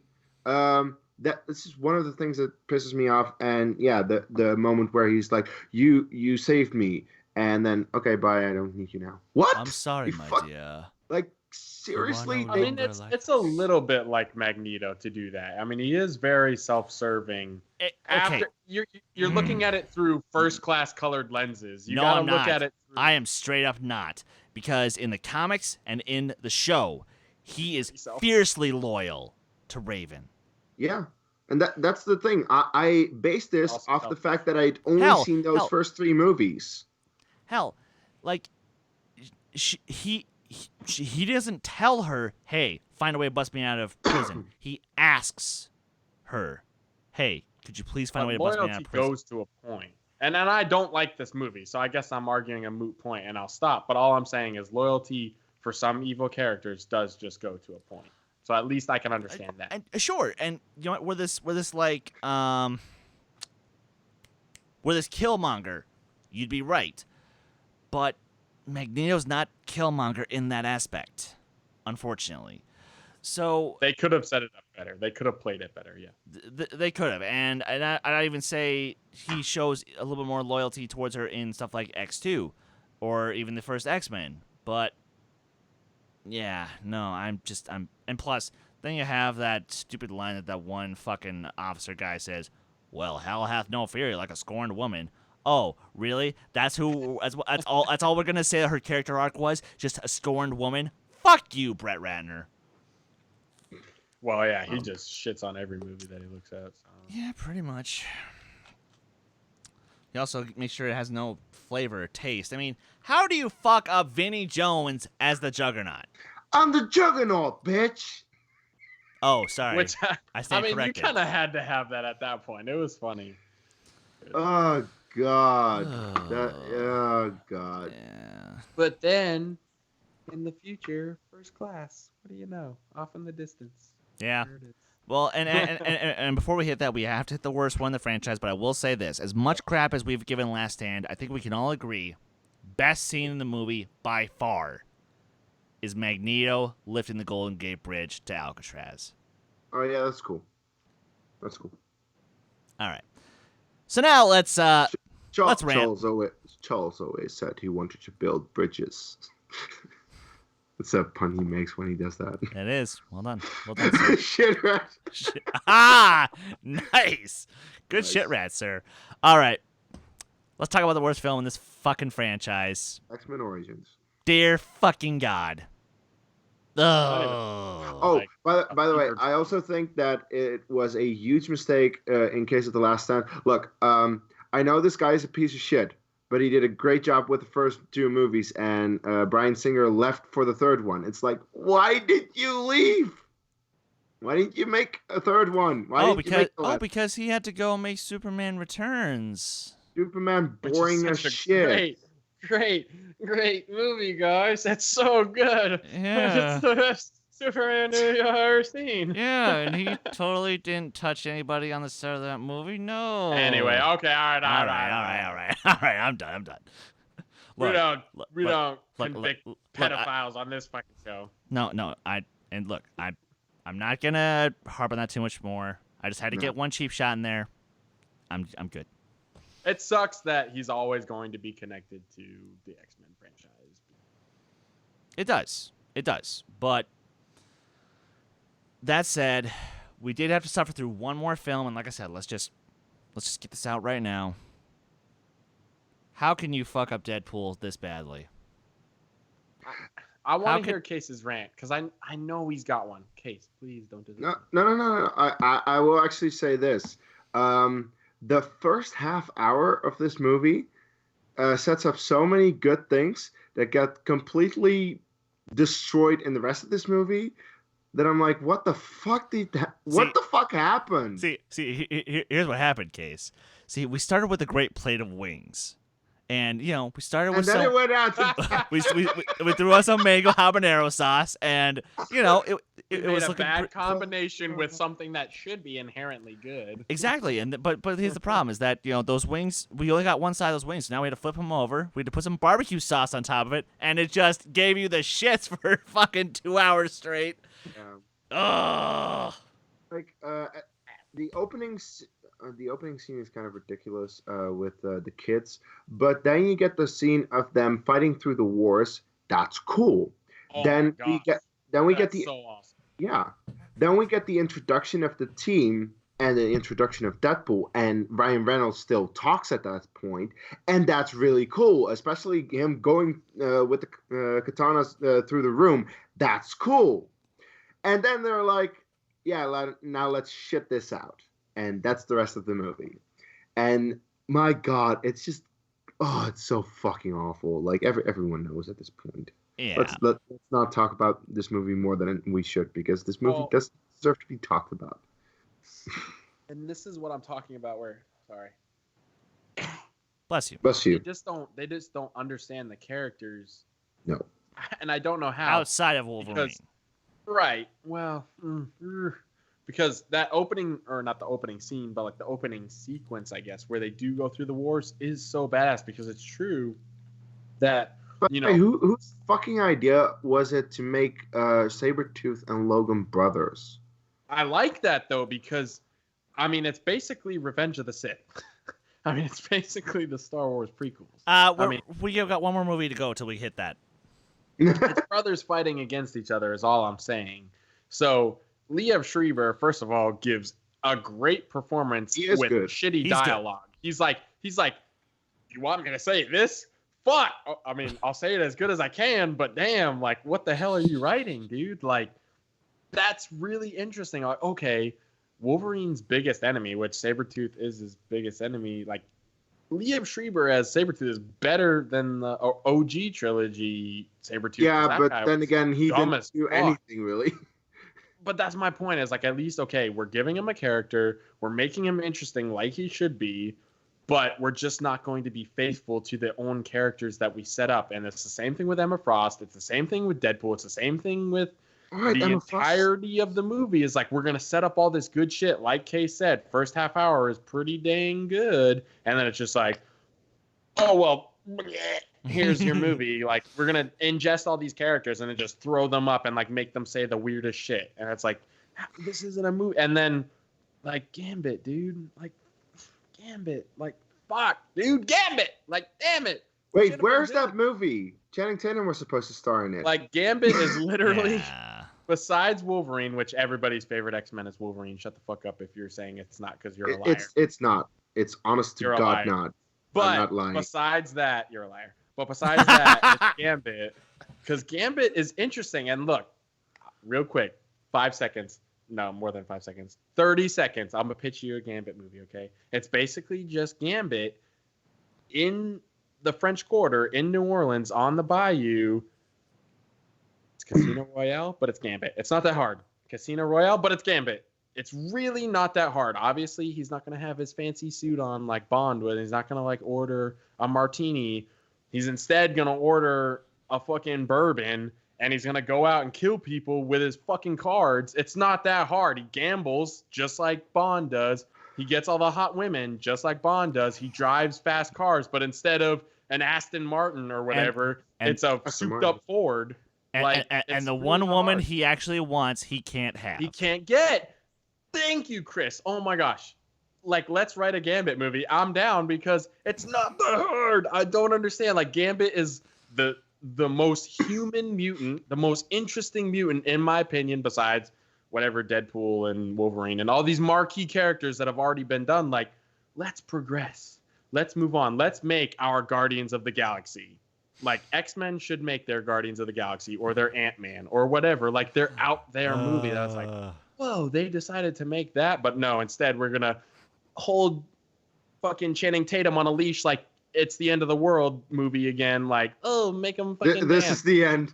This is the end. Thank you. There Like, we go. make him dance and fucking shove his ass in our faces and whatever. I don't fucking know. Like, it's really not that hard. It should be the simplest movie to make.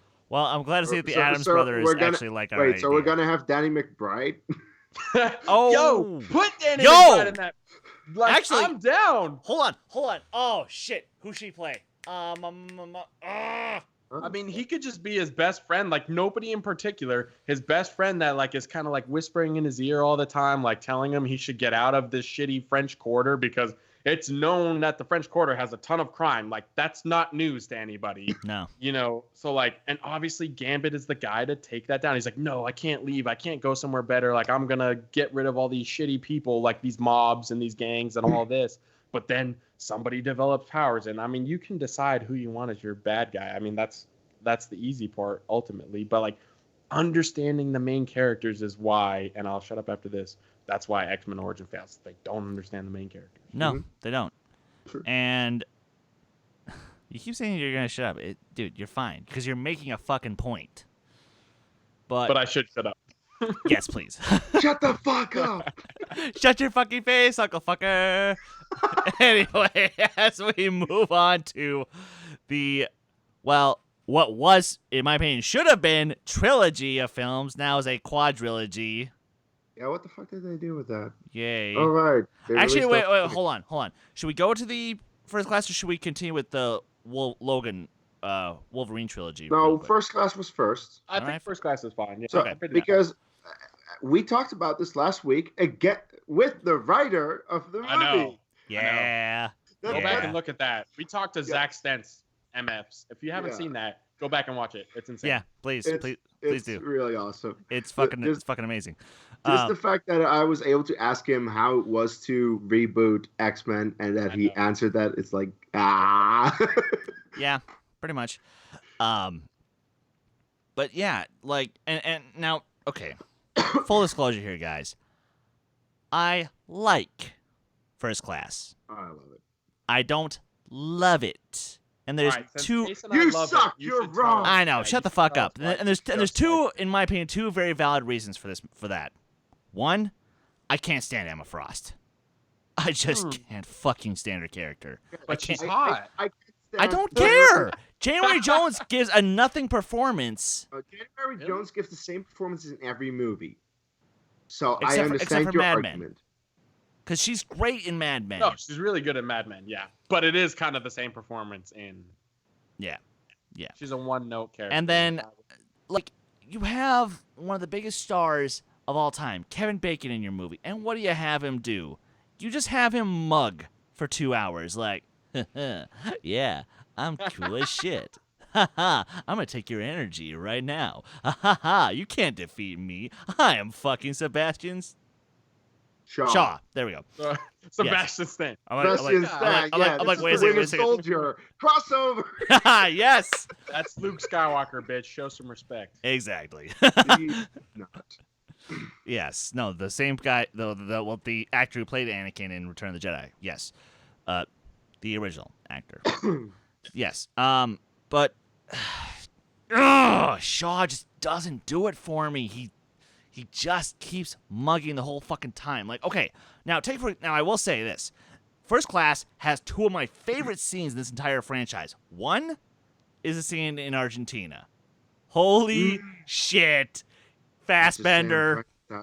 Size monster. Yes. Yes. Oh my god. And then of the course, music. yes. dear Lord. What? And the music. The guitar. Yeah, the music at that scene, or like Oh, yeah. right after when it shows the title with the quarter. Henry Jackman. Yes. Yeah. It's amazing. You know, So good. and then of course you have the big climax on the beach when, everybody's there and they're trying to figure out who's gonna go with whom, who's gonna stay with Charles, and who's gonna run off with Magneto, and you're just like, See, Ryan, this is the Anakin Obi-Wan parallel you want to make.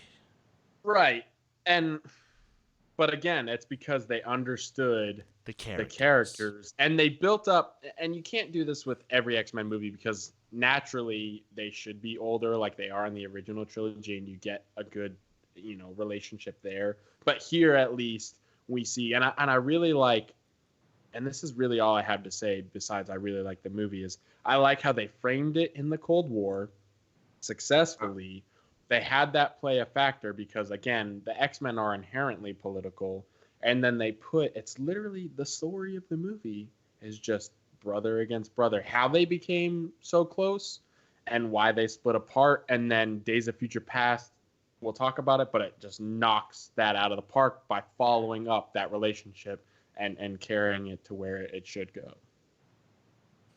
So yeah, Kees, talk about First Class for a little bit more, and then we'll move on to what is, in my opinion, the second best film in the entire franchise. Okay. I will agree on second best, where we have indifferent first. Anyway, I think what First Class just did best is go back to the origins of these characters, perfectly cast every single character that needed to be cast, and have a very interesting story setting it during the Cold War with the Cuban Missile Crisis. As Extens said last week, lightning struck twice. Because after McLellan and Stewart were perfectly cast as Magneto and Professor X, they did it again with McAvoy and Fassbender. They are so great in this movie. Also, this is the point where Jennifer Lawrence still cares about this franchise, so she's also great as Mystique in this movie. And really, those three make the movie because those three are the most in the movie and the most intriguing characters. And especially like you need to now of course keep the continuity Jesus intact of the original trilogy movies, which they do. And because of the fact that I had seen those and then I go into First Class, I'm like, oh, I'm very interested now because I already know these characters and I'm interested to see their origins. Also, I think it was a brilliant move to replay the opening scene again and then continue it as the young Magneto then discovers his powers. So yeah, that was just brilliant, and I just love the movie. I don't have that much of an issue with Emma Frost or Sebastian Shaw. I think, look, they're not the best X-Men villains, but I think that, to be fair, they're more just there to be a villain in a movie that needs to do a whole lot more. So, like, I'm just more interested in the rest that is going on, that I don't care that much about the fact that they're in the movie, and they might not be the best. But that leads to my ultimate question, though. Then why aren't we just spending more time with Eric and his hunt for revenge? That would get boring at one point. Would it, though? But even if it doesn't become boring, the movie itself, they can't. You can't revolve it around people in seats if they don't have the X-Men side of it. Like, plus, I think to get butts in seats, you have to have that. Yeah, I think they just cast Kevin Bacon for the butts in seats because it's Kevin Bacon. He's in everything. Yeah. Well, and you have to have somebody be the bad guy that isn't the pseudo good guy. Otherwise, it's Venom, where he's like, well, that's a different movie. That's a different movie. Yeah, that's a different piece of crap. But like I said, let's talk about a great movie. So, Bryan Singer, as we mentioned, in between touching little boys. Sorry, last one, I promise. Come on. He took a break for about 8. He took a break for about. Said, "Shut the fuck up." He took a break for about 11 years, and then he comes back in full fucking force with what was supposed to be the third part of a trilogy. But thank you, Zach Stans, for again giving us a little bit of clarification on the existence of Matthew Vaughn's second film in between this one and Days of Future Past. But you know what? That's fine. Because now we have X-Men Days of Future Past, and holy shit, what a fucking movie. How else do you perfectly combine the great story from First Class with the characters that we grew up and loved, those actors? We combine these two stories into one giant sweeping arc. And it's great. I have very few complaints about this movie. And they're nitpicks. Yeah. They're just straight up nitpicks. Guys? Days of Future Past is one of my all-time favorite movies. One of my all-time favorite comic book movies. It is the best X-Men film out of the X-Men movies. Like, of course, not counting standalones. And what it just does so well. Now, here's the thing. I went on a little bit of I complained about the fact that I don't really like the time travel aspect of Endgame. And to be fair, you can say a little bit of the same thing about this movie. But I don't care. I really don't. I think it's done really well. Where they introduced the new. They reintroduced the old cast who's now living in the future and having an issue with the Sentinels, and they need to figure out how to stop that, and they sent back Logan in time to figure out a way to undo the past and therefore change the future. And that story is just so brilliant, and the way they executed it, the way they brought back the original cast members, the way they used the new cast members with it. There are so many great scenes. And of course, arguably one of my favorite scenes in comic book history, Quicksilver in the kitchen. Like, it's so good. It's so brilliant. I love it. Ryan? Yeah. If you're going to use a Jim Croce song, might as well use it. Oh, yeah.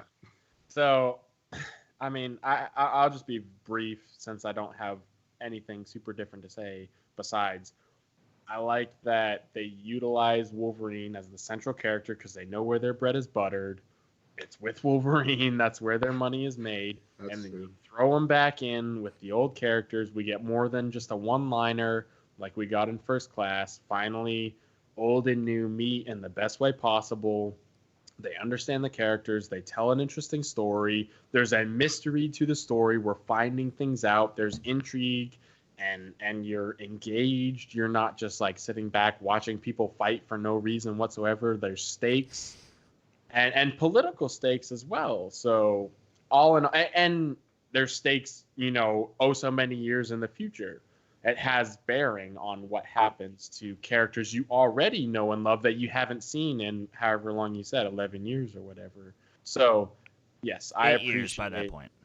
Right, sure. So I appreciate what this movie does, and I think it's very well made. By the way, who knew that Tyrion Lannister would make such a great villain? Yeah, right. Dude, oh my God. But an unwitting villain, almost. Like, he doesn't know what he's doing. No. And that's what's interesting about it. It's not intentional. It's just, a byproduct. Exactly. Trying to do the right thing. And let's give some props to, yes, she doesn't give a shit about her character the rest of the franchise, but this to me, as great as Logan is in it, as great as Kitty Pryde is in it, as great as Xavier, Magneto, Beast, and all them are, this is Jennifer Lawrence's movie. This is the Mystique film, yes. And she sells every fucking second of it.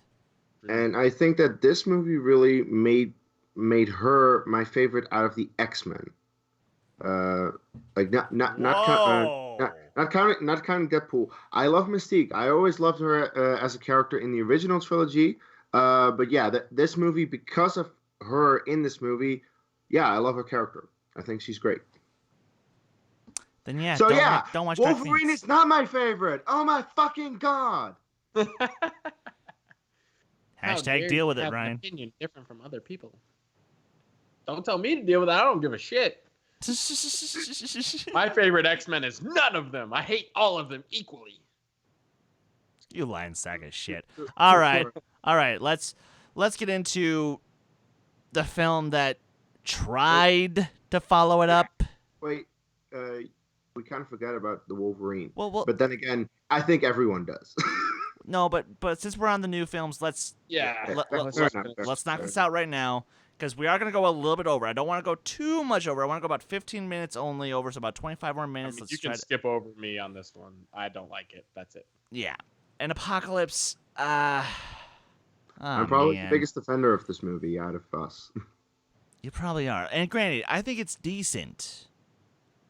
But that's it. Because, like, all the Magneto stuff in this movie is great. Holy shit. Professor X. I like a lot of his stuff in this movie. Oscar Isaac. Look, man, I love ya. I really do. But Apocalypse is just another dull villain with nothing to fucking do. Plus, all the continuity issues, good God, they're all over this movie. Well, that's kind of the thing. With X-Men Days of Future Past, they essentially reset the continuity and undid everything they did with anything besides what came before it. So they could continue in a new timeline, which gave us Apocalypse. Now, because of that, I don't really care about any type of continuity error that this movie has, because I'm like, whatever. Just what is this movie in and of itself? This movie in and of itself is called X-Men Apocalypse. And for a movie called X-Men Apocalypse, Apocalypse is very boring and bland and not that great of a villain. So yeah, that's probably the biggest issue about this movie, and really the question is, how much do you let it get to you? In my opinion, I don't care that much about it, because there are a lot of great aspects about this movie that I still do love. As you said, McAvoy and Fassbender, they're just so great. And also the introduction of a couple of the or a couple of the characters we already know, but now they're younger version. Like we see actually Storm, who does a good accent. Fucking hell. We get a new Nightcrawler, who I think was good. We just got a couple of these characters. I mean, Sophie Turner as Jean Grey, I think, is good. So that's why I like the movie, because those characters are good. And of course, we get another great Quicksilver scene. Not as great as the first, but still pretty damn awesome. So that's enjoyable. It's just that by the time you get to the third act, where it's, okay, now we have to fight the big bad, you don't give a fuck. You really don't. Because, yeah, they really fucked up with Apocalypse on this one. But I still like the movie. And, look, Ty Sheridan, you're trying.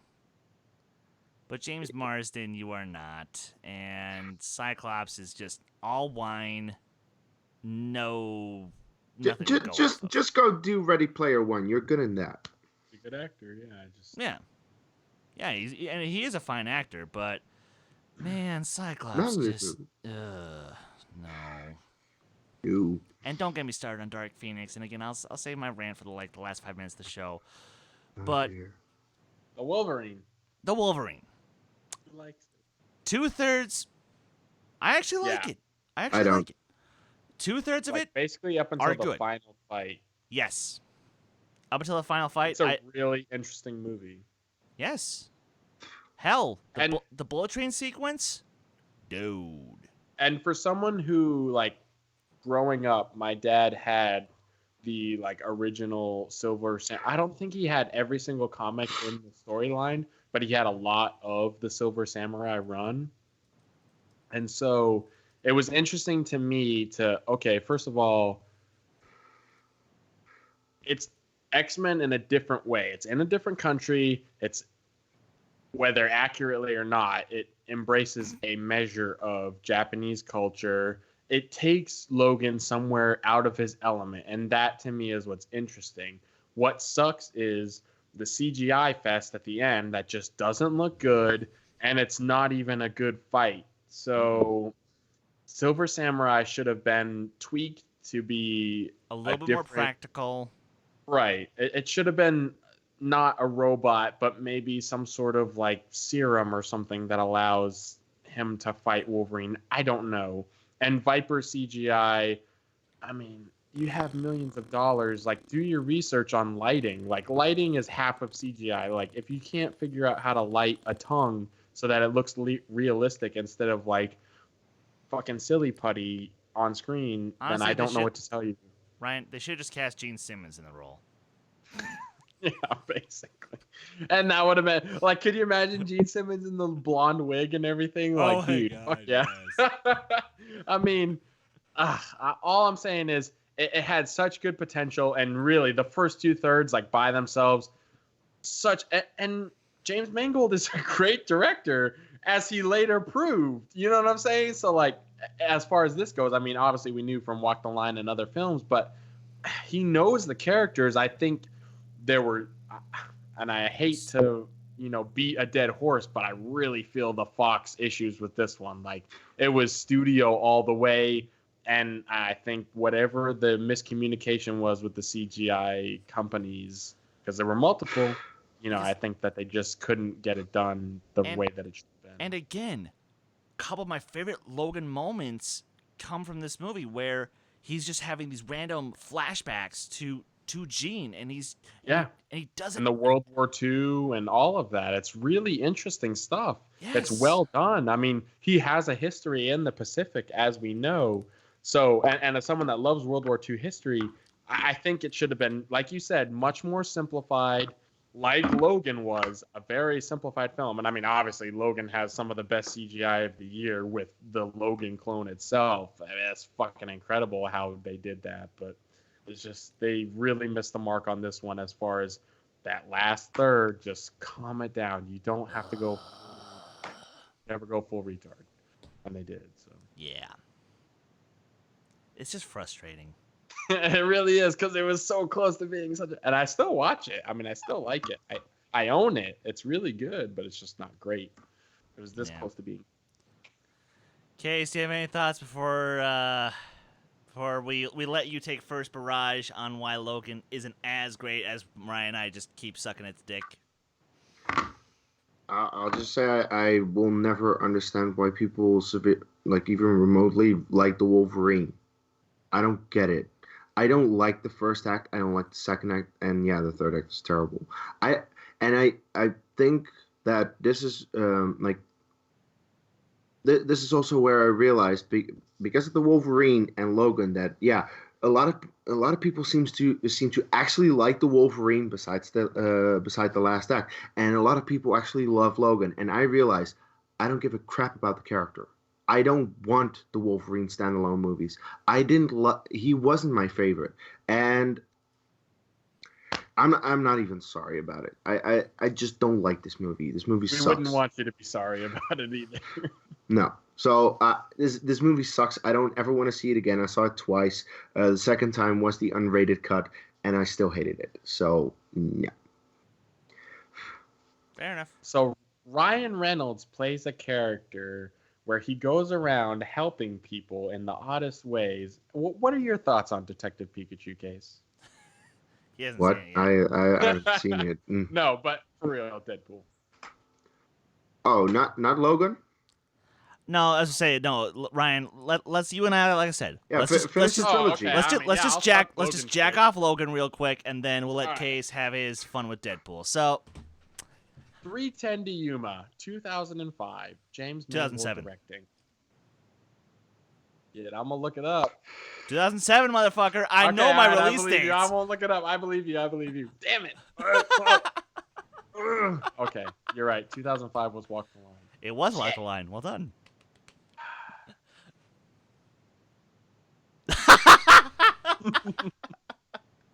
All right.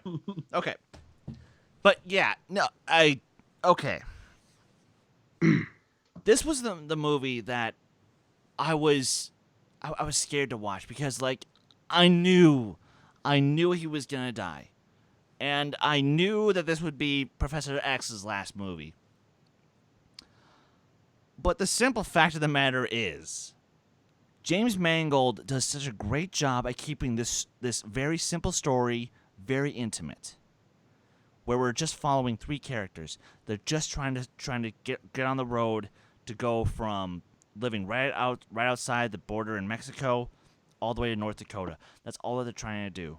But there's so many things that are getting in the way, and the fact that they make so many great references to classic films like Shane really just drives it home for me as to why I love this fucking movie so much. And also another reason why, Kees, you're also probably not as high on it as we are is because, again, you're also not the hugest fan of Westerns. And that's fair. I'm not. That's fair. And as someone who grew up watching a shit ton of Westerns, I appreciate the tropes, and I loved the chemistry so much because you're watching basically 3 generations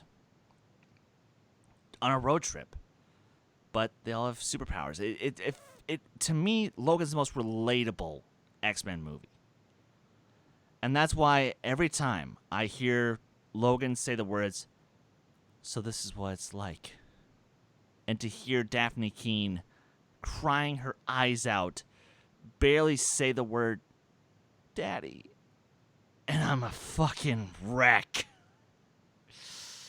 Oh, sorry. All right, Ryan. There's only one way that I would improve this film, and that's to give it a Western-sounding score.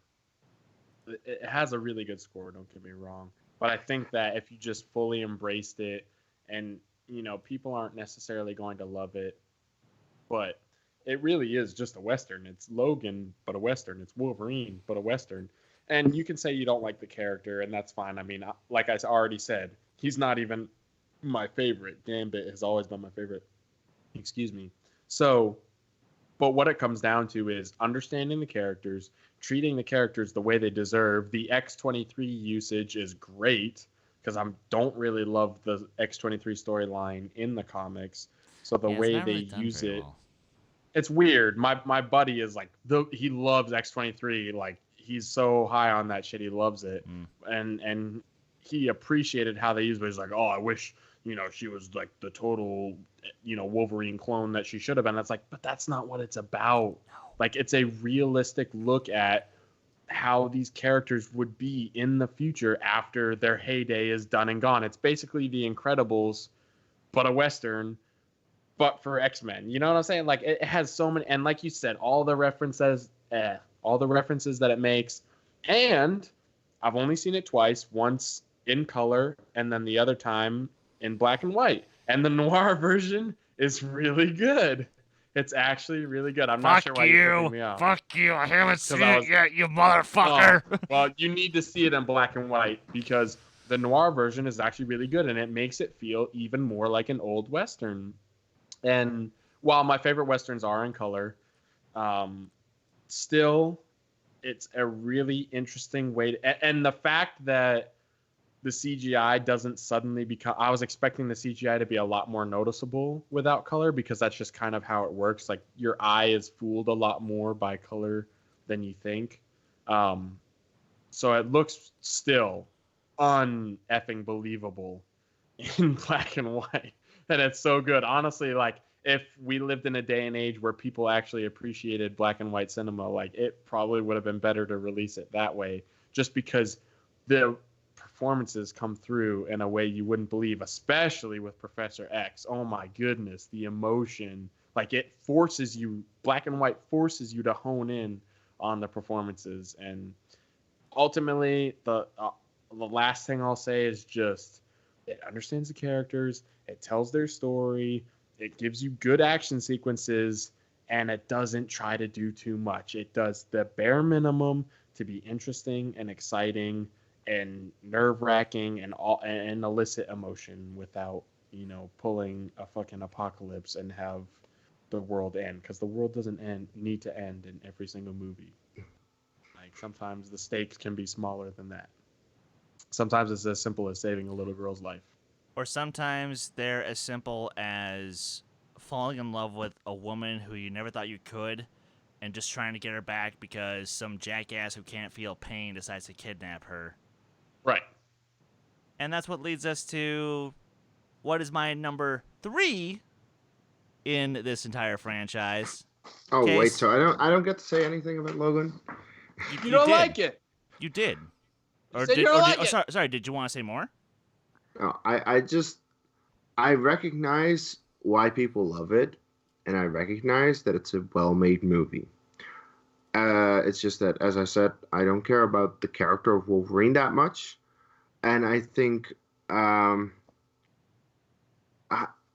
not a fan of what they did with Professor X, especially It was so weird for me to see to have Professor X say "fuck." I was like, "What? What? Just no, it doesn't." And yeah, like, just to me, this feels disconnected from the original movies because it has a completely different feel. And I get it. You want the personal bullshit story that is dark and depressing throughout the entire runtime. There is not one moment of levity throughout this entire goddamn movie. It's all dark and depressing. Professor X dies. Wolverine dies. They all fucking die. It's dark and depressing, and throughout the entire runtime of this movie, I am not enjoying it. I just don't enjoy it. I've seen it twice, and I don't want to ever see it again. Because it's not fun. Like Deadpool. But it's not every movie can You know be what? fun. Oh, okay. If No, that's the attitude you're going to have, then I'll just shit on Deadpool. But I'm kidding. No, obviously. hold on. I'm I'm kidding. don't I'm love kidding. Deadpool, I'm so kidding. I got you covered. I'm kidding. But yes, no. And I think Sorry, I just don't like the movie. that's okay. Yeah, no. No, I'm not sorry, by the way. no, and you don't have to be, but I'm. You already said I'm sorry. Yes. All right. Suck Deadpool's cock, Case. Ryan Reynolds. Come on. Start talking. This movie was just You got so much 2 minutes. fun. Look, I get that Ryan doesn't love it as much because he thinks it's not the character of Deadpool that he read in the comics. This is Ryan Reynolds' character of Deadpool. It's not, really. But the thing is that I've never read the comic. Like all these movies, I'm just basing it all off the movies. None of the comics, none of the TV shows, just the movies.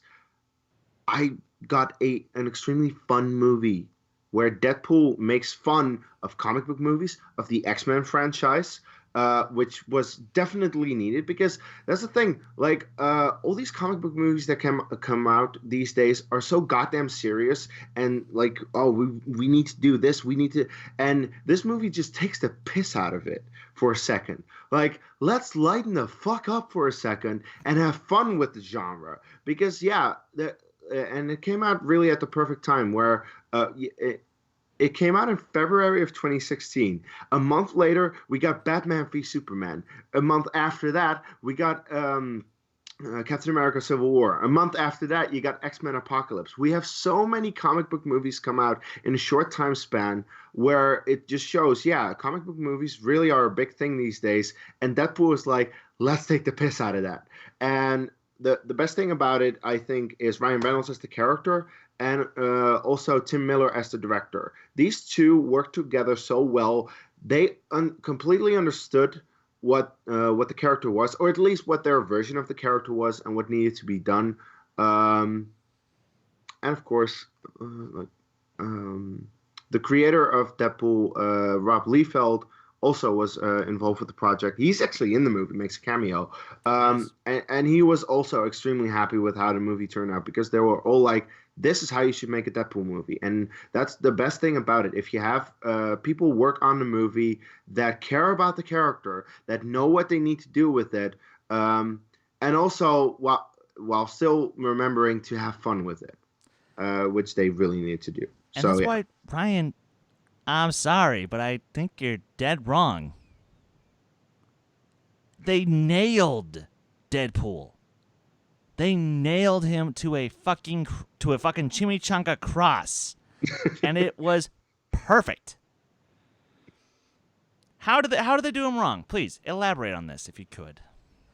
All I think is it is more of it's more of Ryan Reynolds as Deadpool than it is Deadpool played by Ryan Reynolds. which is not to say I dislike the movie. I mean, I do really like the movie. Like I already said earlier in this show, it's one of the bright spots. The Deadpool films, well, I haven't even attempted to see the second yet, so that's on me. It's fun. It's not as good as the first one. But right, I just heard it wasn't as good as the first, so I just haven't gotten around to it. I mean, I've been busy catching up on a lot of other crap, but I just it was like it's the try hard factor for me. It was like you can feel how hard they're trying, which I guess kind of they should, because X-Men wasn't doing that great off and on throughout all of what they were doing, and it was the try hard factor of like, we're gonna make this the most raunchy, rated R. You have to go see this because if you see this appeals to everyone, even if you don't even like superhero movies. Everyone can go see this. You gotta go see it. It's the movie for people who hate superhero movies, and it's like, but that's not Deadpool. I almost forgot the marketing campaign for Yes, this movie. it is. That is Deadpool.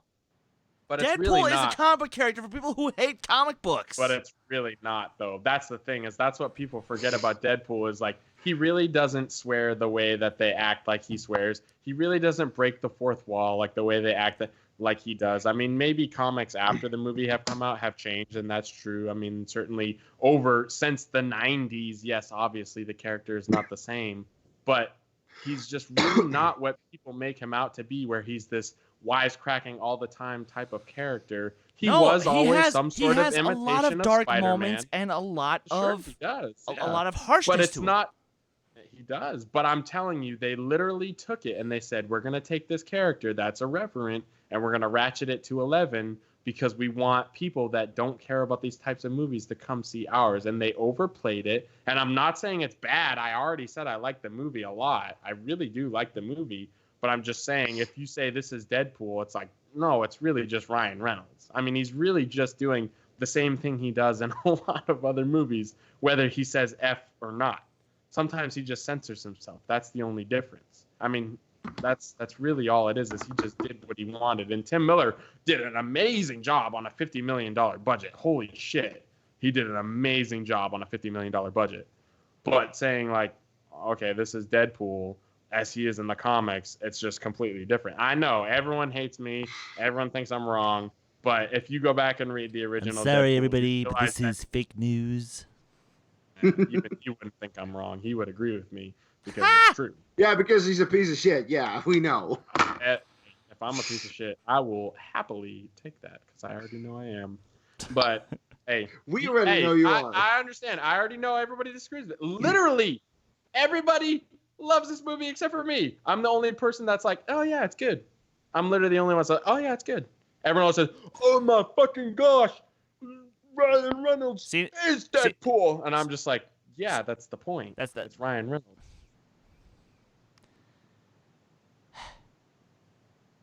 And I guess because I see it as sort of like a half and half. Because there are so many things that are Deadpool from the comics where they took out a lot of the darkness because, again, they had to make this movie to make money. Though. You have to make a movie. That's the thing. You have to separate that. But the character is still not, and that's not to its detriment. I'm just saying I don't love it the same way that everyone else does because I don't go for the type of film where it is, watch this if you don't love comic book films, because I already love comic book films. I watch comic book films because I love them. I don't need you to swear at me 500 times. I watch Goodfellas if I want 500 swears. You know what I'm saying? I don't watch fucking Deadpool because I want fucking 500 fucking swears. I can fucking swear 500 fucking times myself. You know what I'm saying? Like, I don't need someone to pander to me. And that's my nerdgasm. You know, that's my fanboyism coming out. I don't like when someone fucking panders to me. And I don't So want that you feel shit. pandered to when you watch Deadpool? Absolutely, because that's what it is. That's what it is. That's what I'm trying to tell people. It's not the character of Deadpool. Deadpool is his own character. Ryan Reynolds says, I would love to play a character where I can swear 300 times in a movie. And that's what they made. And Tim Miller's like, gotcha, bro. And that was why they released that CGI thing. It was like, oh, we're going to make this comic book film for people that don't like comic book films. That's what Watchmen tried to do and failed because, I mean, Epically. That's such a dark film. I love Watchmen, but it is so hard to watch. And Deadpool's like, we're gonna make an irreverent film, but it's gonna be easy to watch. It's gonna be the fucking ice cream cake of the movie. Okay. Then here's. Let's put this into a musical context for just 2 seconds, Ryan, just to see if make sure we're on the same page here. Bet. Let's say we have 2 bands that make very similar sounding music, or sorry, that have very similar lyrics.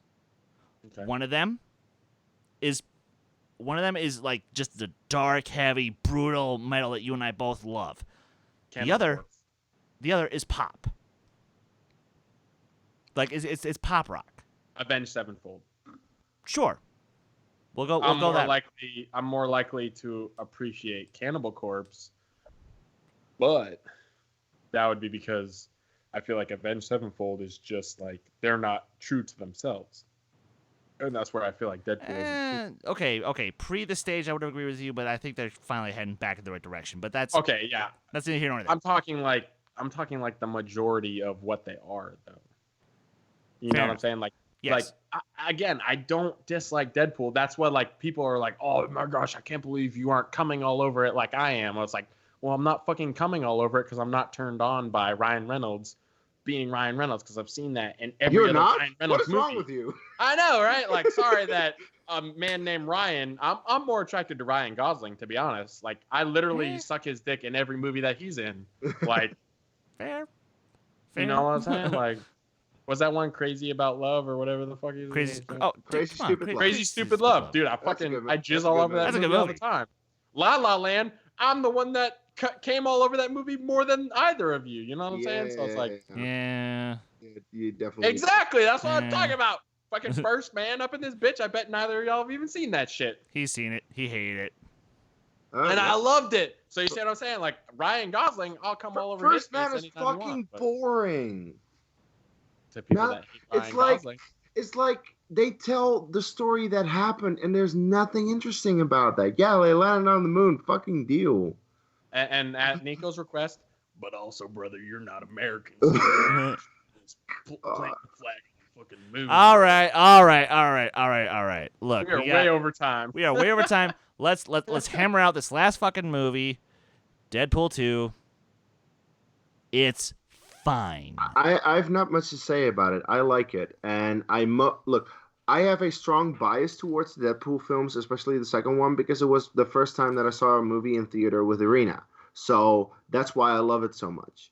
But the movie in and of itself, yeah, it's flawed. It's definitely not as good as the first one. The bigger budget doesn't do it any favors. I still love, of course, Ryan Reynolds as the character. And I still think that there are And the ending is perfect. Yeah, and there are a lot of good, fun things in this movie to enjoy. And it has now become a Valentine's tradition to watch Deadpool and Deadpool 2 on Valentine's Day with my girlfriend, so that's fun. But yeah, the second, if you like the first one, you'll like the second one, especially if you like Ryan Reynolds as the character. If you don't, then you might have issues with the second one. And the second one, in and of itself, just it has issues. I know. I said I like it, Chris. You piece of fucking shit. I said I like it. At least I like E.T. You cocksucker. Yeah, fuck you too. I actually have opinions. I can think for myself, motherfucker. Yeah, I'll just leave you two to it. No, but honestly, that literally makes no Sorry, sense. Kees. I didn't mean to cut you off accidentally. Come back, you Dutch bastard. I'm done. The second movie is fun. Go watch it. All right. So, and plus, we're not the only ones fighting it because I see the Addams brothers. They're just going at each other. They're going at it. It is Dude, hell beautiful. yeah. La La Land. No, at Clan McLellan, tell me how much of a fucking idiot I am. I don't give a shit. Oh no. He already knows anyway. Yeah, exactly. All right, but so we had 18 years of movies in this franchise that Thank God. Oh my gosh, were I'm so excited. that were hit and miss. We had some good stuff. We had some crap. We had some stuff that And you should learn from the bad ones, right? you should. Especially if one of your worst ones is a Dark Phoenix movie. Yeah. And as I mentioned in my Stardust reaction, which at Skywalker Dohmen, what I actually said, and I stand by this. I stand fucking by this. This franchise goes out with a whimper instead of a bang because, oh my god. I'm going to say it, guys. This is the worst movie in the franchise. Oh, wow. And that includes Origins. Origins? Because, okay, here's the thing. Oh, wow. Here's the thing. With Last Stand, there's enough good moments to make up for how overall crappy it is. With Origins Wolverine, That's the first good half hour. you can make there's at least some good stuff to pick from it. Dark Phoenix, Nothing redeemable. literally pretty much all the actors are one of two notes. They're either completely checked out, like McAvoy and Fassbender, and Lawrence. Dear God, because spoiler alert. Yeah, why did she came back? Why did she came Okay, back? because spoiler alert, they brought her back just to kill her off, and that's it. Oh, I don't fucking care about spoilers for this I kind movie. of guessed that she was gonna get dead. Oh, She was gonna get done, and dude. you know what the best part is? She dies because she gets impaled. That's how she dies. Ooh, scary. Yeah, sorry guys. Spoiler for a shitty movie. Like you're probably not gonna see anyway. Exactly. And we just And if saved you're you gonna see it, you're $15. not gonna care. So if you want to about come, if you want to yell at me on Twitter. I don't fucking care because this movie was bad. Now here's the other note. You have I'm going to overact every single line, and I'm going to add the right amount of dramatic pauses to make it really intense, like Sophie the way- Turner. What is happening to me? But, by the way, McAvoy already had a great line in the trailer where he's like, "I don't know what to do." Yeah, yeah, no, it's that really overacted. Obviously. and unfortunately, that is Kinberg's direction and writing of this movie. Because look, this is really unfortunate because Kinberg, I love you, man. You are a talented individual. I love your work on Young Justice. I love your work on Rebels. Thank you so much for everything you've done to be part of this franchise and part of so many other franchises. But man, you fucked the pooch. You fucked the pooch hard on this one, sir. And let's also just call it what it is. Jessica Chastain. Again, we have terrible villains that add nothing to the movie. This is the third fucking movie in this new era of X-Men where we've had this problem. First Class, Apocalypse, and now Dark Phoenix. Dear fucking Christ! Can we just, please, if we're gonna put a villain in a movie, make sure that they actually have, a purpose and a point and, motivation or any form of defining characteristics that make them interesting in the slightest, because nobody is. Nobody has a purpose to do anything. Everything sucks. Ty Sheridan, you suck in this movie. I'm just gonna come out and say it. You are terrible. You are a terrible actor, sir. Ow. Oh. Now, thank God there's no Wolverine cameo in this movie, because literally, no, like Wow. no. This is the first X-Men movie without Wolverine. Wow. Yes. So, good on you for making that decision Well, I and couldn't pay committing him. to it. But, I could have used one. I could have really fucking used one. Look, the scene that he has in Apocalypse is pretty badass. It is. You could have It's used awesome. that. You could have done that. But no. Instead, you had to go this fucking opposite direction and just be like, ah! This is where Chris gets. So, and yes, as someone who has read the Dark Phoenix saga, the comics, sure, this is the most faithful adaptation outside the TV show. So, good job. Good job. But except for the part where you forgot to add add shit that's supposed to make sense, so that way you can actually tell a story that's cohesive, and nothing, fucking nothing in this movie is cohesive. I'm gonna have so much fun listening back to this tomorrow. Yes, you will. And Cut it out think of Chris is a segment and put it weirdo. up on the channel. and the best part, Oh, we have to get to the best part. it's so fucking predictable. every single line of dialogue that's going to come out of everyone's mouth. You know exactly where the story beats are going to go. You know exactly what decisions are going to be made all across the board. I hate that. I hate feeling that. And I see that there's some disagreement in the chats, and you know what? Honestly, I'd love to talk with you. It? Yeah. For example, the Addams Brothers. Apparently they're disagreeing with a lot of what I say. Fair enough. And you know what I'd love to do? I'd love to just get on a call with you guys and hammer this out, because... Yeah, let me know what you like, because I still have yet to see it, and I'm trying to decide if I should or not. No, you should. And here's the funny fucking thing.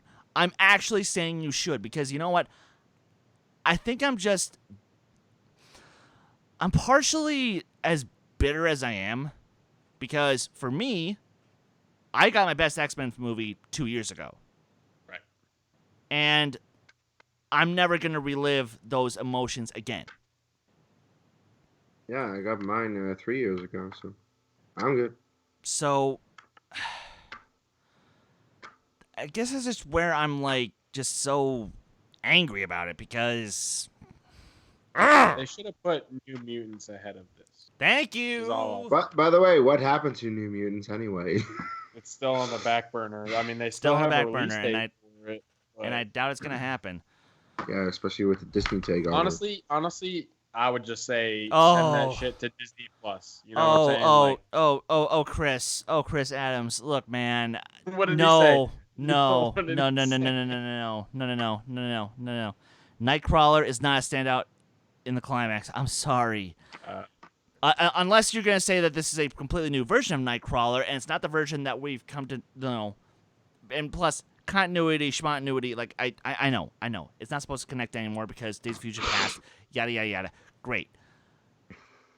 But again, Nightcrawler in the finale of this movie is a giant fuck you to his entire character. In my opinion. Sorry. That sounds But like I think at least, like, Chris, let me ask you this, since you're the one out of the three of us that has seen it.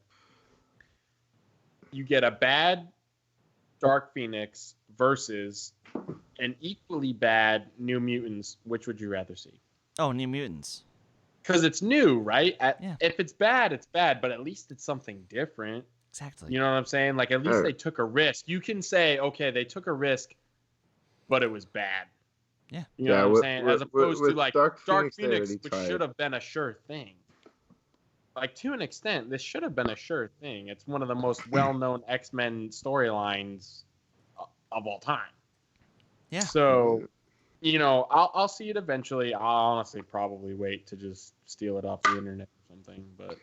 I would. Yeah, that's what I'm gonna do. I'm gonna wait a few Like- months until it's available on the internet. Yeah. Gonna download it. Gonna get a couple of beers and I'm watch going it. to buy it legally from No, iTunes. you're not. No, you're not. No, But all I'll say is, like, at least, like, New Mutants, that movie, they should put it on Disney Plus or whatever the hell. You know what I'm saying? Like, utilize that. It's a pull. It's a pull. And I think that, you know, it's something different. It's something interesting. People are going to be like, oh, shit, that's right. I really wanted to see that. I guess I'll subscribe for $7, which is cheap as hell compared to fucking 15, 16, whatever Netflix is up to. Fuck that shit. You know what I'm saying? So, like, if I were Disney, I would be like, Yeah. put that on there. So, yeah. And to wrap this all up, before we give a plugs and whatnot, I'm just going to simply say this. X-Men started off really interesting. It was something brand new. It was something very fresh. It told the world at large that comic book movies could be a thing that were here to stay, and that they could be taken seriously, and thank God we took that chance. Also, a comic book team of movies. Exactly. And sure, was the third one that great? No. And sure, was the one that came after it not that great?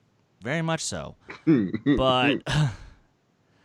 But just like a phoenix, it rose from the ashes of what was its worst movie, and it gave us the ability for lightning to strike twice, as Zach Stentz delicately put it last week on the show. And then we got one of the best comic book movies of the decade as a result of that. And then, sure, and again, if I've said it once, I'll say it again. I genuinely feel that First Class did a great job of reinventing the franchise. And Days of Future Past was, bar none, one of the best in the series. But if they had closed out the X-Men portion of this franchise with Logan, and then just carried on making Deadpool movies and only Deadpool movies, or X-Force. Yeah, because Deadpool is just a different thing. Exactly. And it works. Because that's the thing. Deadpool and Deadpool 2 are the highest grossing movies of this franchise. That's where you need to go. Exactly. Not fucking Dark Phoenix. No. But it is what it is. And now it'll get rebooted in the MCU, and it will probably be a million times better. Thank fucking and I assume that continuity will make sense. It will. And plus, there won't be movies that won't depress the fuck out of everyone, but I'll simply love because I need a little depression in my life every now and again because I live with depression. But with that, guys, thank you so much for tuning in to this week's episode of the Who Cares Anyway podcast. I have no idea what's coming out next week. I don't really pay attention. I've had no time. So talk about farming. How do you farm crops? Oh, fuck you. But I thought of the most boring shit I could have. Fair enough. Sorry, But Ryan, where can the good folks find you online? On Twitter at Clan McLellan, on Instagram at Vintage Sights and Sounds, plus also on this channel and on anywhere you can listen to podcasts. I have Down Tune Dissection. Tomorrow the episode will drop where Case and I talk about his favorite band, which is Queen.